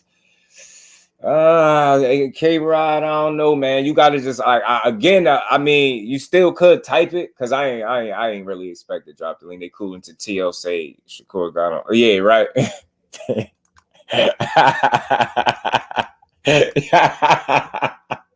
In the arena.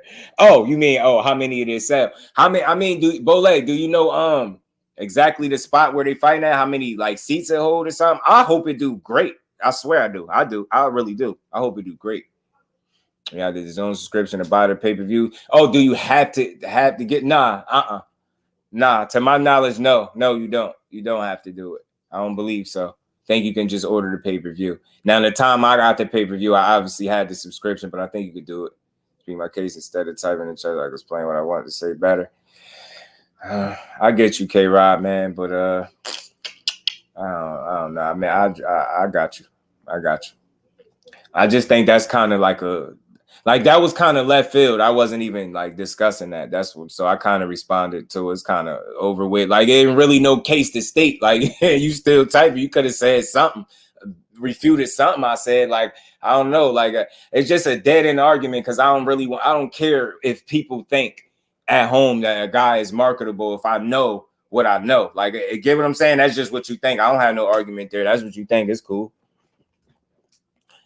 I mean, I hear you, bro, but you came in here. See, y'all be doing this. You came in here with your own conversation. Nobody was talking about if Shakur deserved 50-50. We wasn't even talking about that. But since you typed and you wrote a paragraph, I acknowledged it. I didn't say nothing wrong to you. I just hit you with stuff that's realistic, logic, and facts, the real numbers. Like, people going off their opinions. Like, again, you could have typed by now to just keep typing. You could have said, yo, what you basing it off?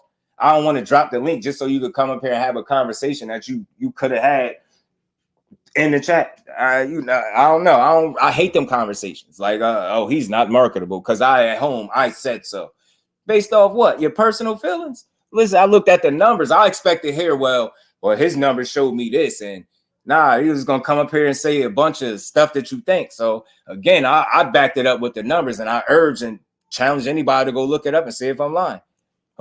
Yeah, me too. 200, 250, man. A plus. It'll be a plus. Anything better than the last time is a plus, bro. And I think some of y'all, I'm gonna say this, man. I mean this. Don't nobody take this the wrong way. It's a lot of people that I think been playing on my kindness a little bit, man. I ain't telling you, bro. The way people be talking sometimes, people be coming in here changing the whole topic by themselves. Don't even be realizing how rude that is to have your own conversation and then want to come up and talk about it. Nah, man, with backing up, with no facts, just gonna be all what you think. Nah, hell no. I don't want to have that conversation, bro. That's dead end. Salute to all these dudes. I want to see all of them do better. The fact of the matter is, all these fighters would do better if dudes really supported them the way they say they do. Because that's all that conversation tells me. Us trying to say who is and who's not marketable, we not in the business to know that. You get what I'm saying? And then people will be wrong, and all you gotta do is look it up. Just look up the information, you'll see it. But let's move on, man. Let's move on. That was a decent interview. That was a good interview, great interview. Salute to Cigar Talk. That was a good build. I'm not really here for the rhetoric, y'all. I'm not here to protect the fighter. I just wanted to hear if he said anything new. Like, the best thing I got out of it, I like the fact that he talked about the contract talk. Like I said, I don't care about him rehashing the Devin Haney situation. This is how, people jump on anything. You've heard that situation get broken down to the last degree. There's nothing new he can say that he didn't already say. That's why I don't even understand why they're still asking about that. It's over with. That dude is not fighting him. If you paid attention to the situation, ultimately you can just draw it up as it wasn't time for that fight. If you real with yourself, you get what I'm saying? It just ain't time. Because if it was, it wouldn't have, all the friction, we wouldn't have been hearing about all the friction in the media. They would have been handling business behind scenes, right? They would have been handling business. It's just not time for it. Salute to them kings. They'll cross paths. I always tell people that. But I want to move on from that, man. That was a good, nice build from Shakur, man. I like the interviewer, man. He asked, I understood why he asked the questions, but I don't get it. Like, I don't want to hear about, he ain't fighting him. Devin Haney got a whole real fight on his hands with Regis Prograis, who's a hell of a fighter. That's going to give him a real fight, in my opinion. Win, lose, or draw should be a damn good fight. You know what I'm saying? His name for all these boxers with correct marketing. WWE marketed Undertaker into a superstar with pay-per-view title, toys, and video games. And he ain't taken for the first 10 years of his career. That's true, too. I remember that. T on Shakur, buddy, because they scared of each other. I don't think they scared of each other. I think they're not an immediate threat to each other right now. So it's easier to be cool with somebody that you ain't about to have to share the ring or the same weight class with. If you say it's not saying anything opinion based is your position. Your position is your opinion, K-Rock. Your position is your opinion. The whole show before watching, you said you just got in listening to you heard the whole show. You didn't really hear the whole show because we wasn't really discussing 50-50, and you must have came in at a bad time. How you come in this late talking about 50-50? Nobody was talking about that but you. Nobody. And again, your position is your opinion because you ain't got no facts that you basing it off. What are you basing it off? Again, like, if it's not facts, it's definitely your opinion, your position, your opinion, same difference. We ain't doing that, man. We ain't doing that. I respect it, but we're not doing that. I'm not even going back and forth about if he's marketable to you. Why do it even matter? Support him more. Maybe he'd be more marketable. I don't know. I don't care about that type of stuff. I really don't.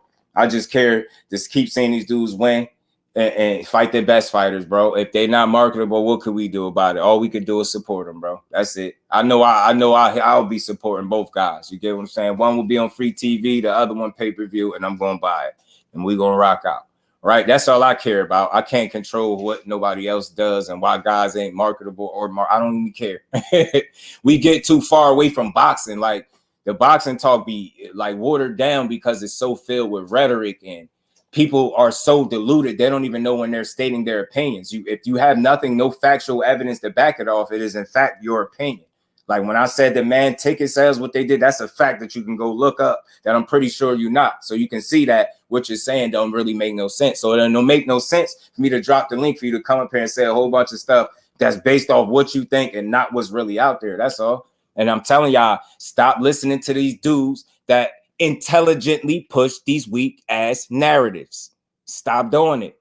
Do your own research. I don't listen to people no more. I'm pushing Just Do and I'm rocking with who rock with me. You won't catch me everywhere listening to these narrative pushing people. I can't do it and I won't do it. I mean, I think people got the wrong impression. Just Do trying to build for real. I can't do that listening to people push narratives and just have meaningless talk about boxing. Let's talk about how we don't sell. How is that good? That's a reflection of us and what we don't do and how we don't support in a sense. That's not a good conversation to have. And knowing that you find yourself out of hundreds of dollars supporting boxing, it's frustrating, man. It's frustrating when you hear, like, that's why I don't like those conversations, because if everybody was buying a fight like you did, nobody would be saying anybody don't sell. Everybody would be in fact selling. So it's very frustrating because I know it's a lot of other stuff you can do besides spend $85 to $100 after taxes on a pay-per-view sparring match. You get what I'm saying? So I hate that conversation because it kind of shows us where we not strong at. And I think we need to do a better job at supporting the sport and pushing more positive narratives that actually build the sport up. Sitting up here having conversations about fighters not selling, to me, is weak. I don't really care about that because that's not boxing. You get what I'm saying? You should Shakur fight round at 140 for the bag and the clout. Why not? I feel like, listen, this is how I feel about him, right? I feel like he'll fight anybody that the business lines up for him to fight. I think if you're in his division and you're a top fighter, I think he'll be willing to fight you. That's what I think. How he'll go about it is something else. I look at him as a real fighter. I think he in it for the right reasons. I think so. I think a lot of these dudes are, but I think when you consider the business, you're going to see certain moves be made in an effort to protect that business. And people are not real enough to have that conversation. People like to think that their fighter is sitting at home saying, yeah, you know what? I'm going to fight the most dangerous guys every single fight. And I know that should sound good, but that's not the reality, because a lot of guys wouldn't be where they at if it wasn't for strategic business moves and those guys moving a certain way. It's not about being scary, or you get what I'm saying? How people say it's strategic, it's business. You get what I'm saying? You make business moves. You see it all the time. Yeah, and no disrespect to Charlo, that was a business move. What he just made against Canelo, that's a business move. Get what I'm saying? And it frustrated so many people seeing it, because at that point, he sold us on legacy. So when we go in there and we see an effort like that, we frustrated by it. But if you really, once you stop being frustrated at the result and his effort, and you look at it and you look at where he's at in his career, you see how old he is, and then pay attention from this point, right? Pay attention from this point. And this is no slight to him. Pay attention to how many fights he does or don't have after this Canelo bag. And you tell me if you feel, if how you feeling about him, was it a bad move? Was it true or not? You gonna see exactly what you need to see. Pay attention, bro. People do it. People do it. I know they'll sell you legacy and they'll be in it for the bag, bro. And I ain't no fool. Anybody doing a million views, free fight or not is marketable. I don't know about ad revenue, right? I feel you. Yeah, right. When I've told Shakur has never missed a Shakur fight since. Everyone I told about has never missed a, yeah, man. I'm telling you, it's just it's a hell of a talent to watch, man. And you know, I think we'll get the most out of him when he's in there with his toughest task. That's why I want to see the toughest fights. I don't want to see him fight guys that I know like don't present the right level of danger or challenge to him, right? I want to see him challenge it just as well as he do. And I go for everybody in every weight class. You know what I mean? So we'll see what is next, Cobain. What it do, homie? How you feel? Get me through the shift. Salute to you, bro, man. Don't work too hard over there, man. Salute to everybody in the building, man. Hope nothing I said was taken in the wrong way, in the wrong context, but for real, people just got to stop sometimes, man. Got to do better, man. Like I can tell, like a lot of times I've been so many places, some of this stuff just be seeming regurgitated, and I'd be like, man, I know where this stuff be getting started at, and I'm like, man, I'm not interested, man. Hell with this rhetoric, bro. I just know we got a good fight. I can't wait to the 16th. I can't wait to the 9th of December. I want to see that fight. It's fights I want to see November 25th. We got Benavidez, Bivol. There's some real good fights coming up, man. But before we get out of here, let me just run through something. Let me speak on something for real for a quick minute, man. And I usually don't like this kind of stuff. I don't like this kind of stuff at all. But it is what it is. Like, I just want to highlight the double standard and the selective outrage. When it's Tank Davis, and he's suspected of doing something, his stuff is front page. Everybody's talking about it. People saying he need to burn in hell without no evidence. They saying all this crazy stuff, but here you go. You got this female right here. You know, I think her name is Kate. You know, Dimitri Bivol, wife or ex-wife at this point, saying this guy been putting hands on her. And I just wonder why it's like selective outrage. It's almost like crickets on this. Outside of a few content creators, you get what I'm saying? Nobody wants to speak about this. And I'm not saying run his name through the mud, but when it's Tank Davis, it's front page. It's everybody's #1 post for the day. Trending post of the day. Tank Davis arrest video and stuff like that. And mugshot this and that. I just don't understand. Like, so when it's Dimitri Bivol and you got somewhat of some proof, you got somebody making the same type of bogus claims. Don't nobody come out and speak on it and say nothing about it. Don't nobody say, oh, nah, he wild and he should where he should be. And you see how don't know old media don't go jump on top of this and get in front of this and talk about how bad Dimitri Bivol is for doing what he did. I just wanted to point that out. I think it's very selective, man. It's sucker behavior. It's whack. And this is wild right here. You know what I mean? Right.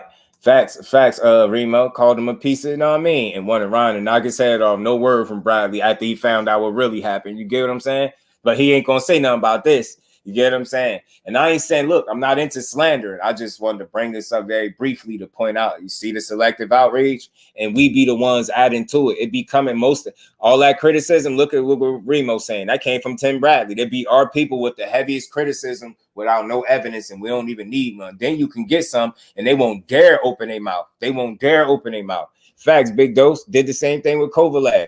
Downplayed it, bro. He wilded out. But they ain't had no smoke for Kovalev. But, you know what I mean? I'm not here to smash on Dimitri Bivol. I just think, you know, people have selective outrage in the things that they cover and call themselves being mad about. If you're really all about, you know, you against domestic violence and things like that and against women, then you against it when no matter who's dishing it out and who's the recipient of it, right? You don't rock with it. And I don't rock with it regardless. So when you see this, you like, it's crazy how this goes under the radar conveniently, because it's a fighter that y'all don't want to, you know, hold his damn foot to the flame. So it's just wild, man. It's just wild to me. Bradley's mad. Tank called him trash fighter. Yeah, he went in on him, Bole. I had got on his helmet too for that because he was weak for that. Collection, yup, that's what it is, right? Yo, and they just gonna conveniently ignore it. But responsibly, we just gonna bring it up briefly, talk about it. Bivol, you bogus. If this is in fact the reality, if this is something you did, you get what I'm saying? There's still another side to it. I mean, ain't like he came out and spoke, but she spoke her side. And sometimes in Tank's situation, that's the only side y'all needed, was the chick to come out and say nothing, and y'all jumped all over it. So I just wanted to see some of them people jump all over this. You know what I'm saying? So that's kind of weak. You know what I'm saying? You got the Bivol Turner out this joint. You know what I'm saying? Look at it. You know what I'm saying? Bivol Turner out this joint, bro. Bivol Turner out this joint, y'all. Bivol Turner, that lady scratching herself. Kovalev kicking dog, nobody cares. They still crucifying Mike Vick. Facts.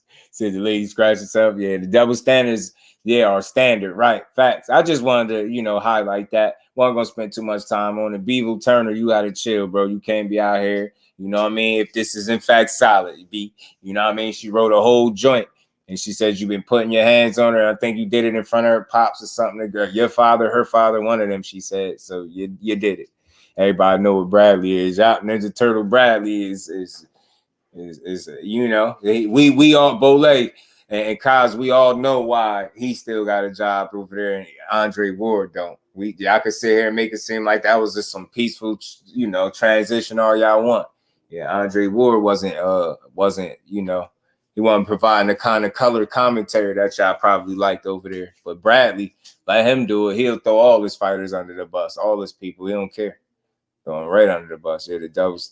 I'm telling them double standards is wild. But yeah, man, Bivol Turner, man, you got to do better, bro. You got to do better. Got to do better, bro. And then and something else I came across too, y'all, man.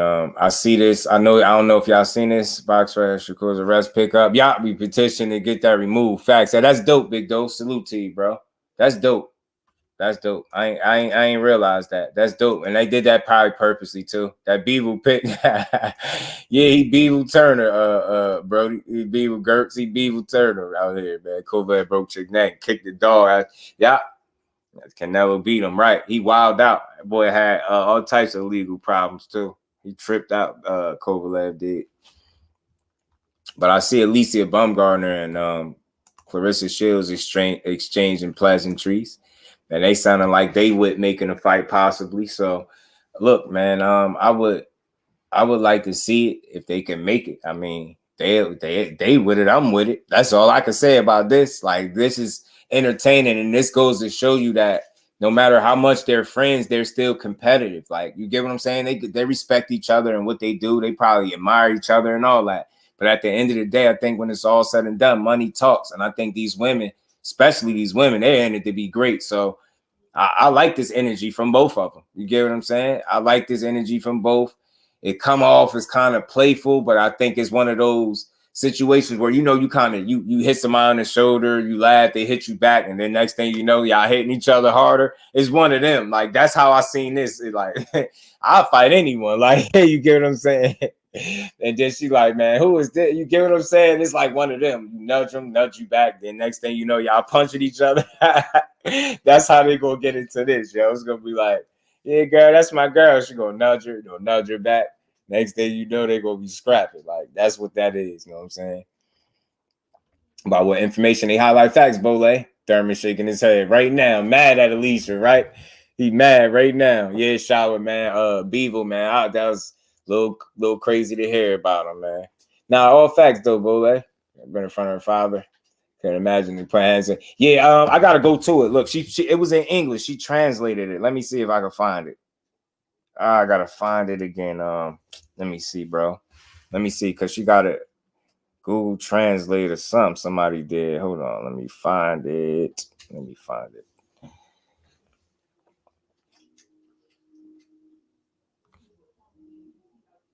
All right. She said, and that's how this story ended. And then you sat, with your father and told my father that it was me who hit myself. That's what he said. He said, you are the scallions. And he said, Dad dissuaded her from going to the police. Children saw everything. He said it was in front of the kids, according to the female. She said this was in front of the kids. So that's wild. I'm trying to say, I said, hey, Clarissa had a previous engagement with Deja with that KO. Right. That's true. That is true. I'm the same way with Bud. They're saying, nah.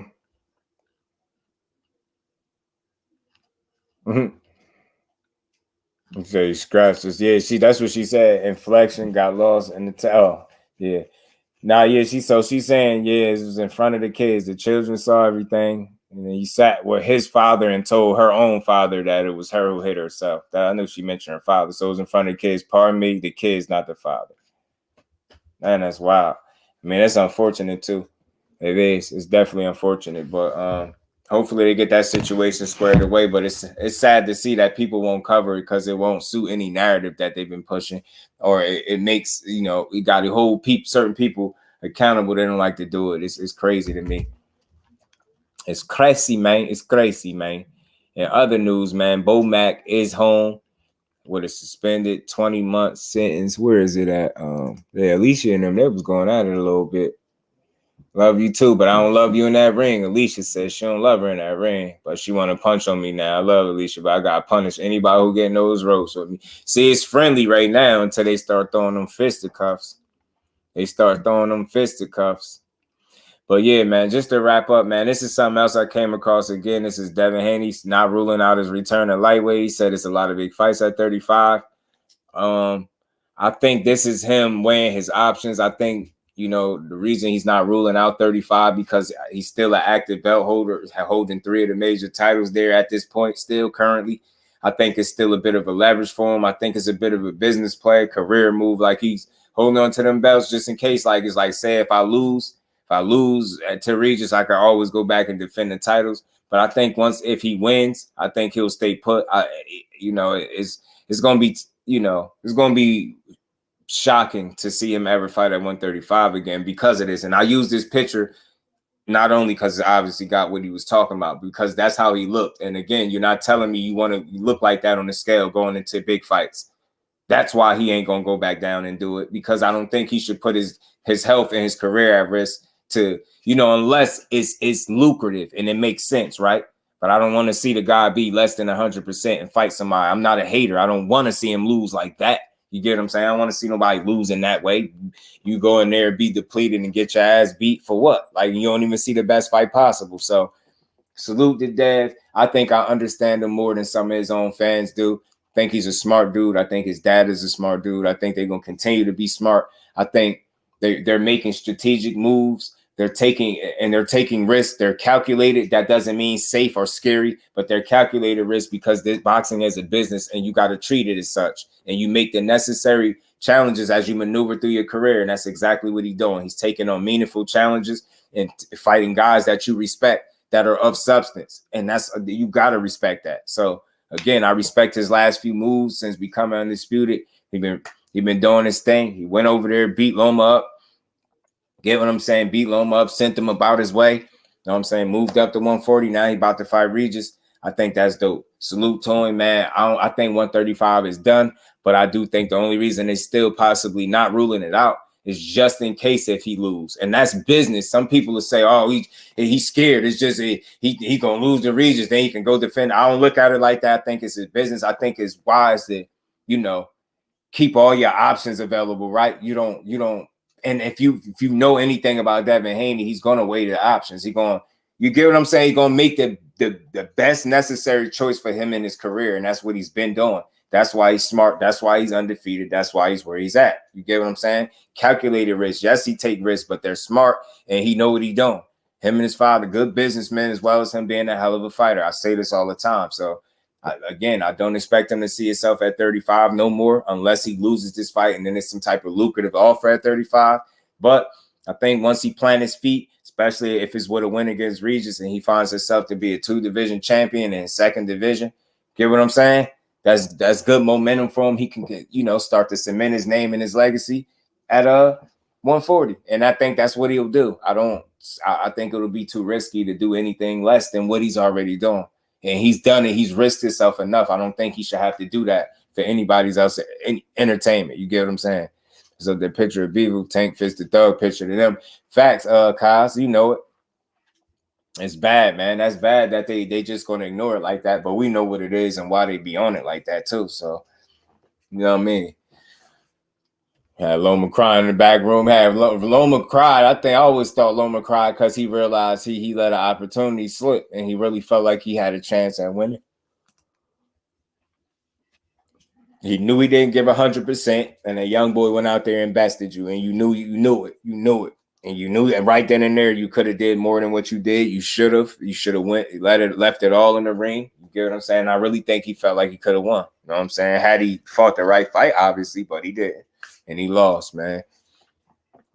But salute to everybody in the building. Appreciate the fam. Always another dope build. As always, Bomac is free. You get what I'm saying? Dev said Regis going to die by the left hand. He going to put hands and fisticuffs on the good boy. You know what I'm saying? Alicia Baumgartner and Clarissa Shields went back and forth. Let's see if that materialized into the fight. That'd be interesting, man. But good to see Bomac home with a suspended sentence, man. He probably don't need to go back over to the UK no time soon, but hopefully he get back to business and be able to resume his career. I know Keyshawn got a fight coming up October 14th, and he was feeling like he was gonna have to do it without him. Good thing that he's back just in time for them to be able to get some business squared away, man. So let's see how that affects. And Big Dose, appreciate you, my bro. Always, man. Always. Shout out, salute to the queen, man. As always, salute to the queens of the chat. Much love and appreciation to everybody pulling up. Y'all make sure y'all smash the like button on the way out. And we'll be back tomorrow to build on some more boxing, man. Much love to everybody, and we out.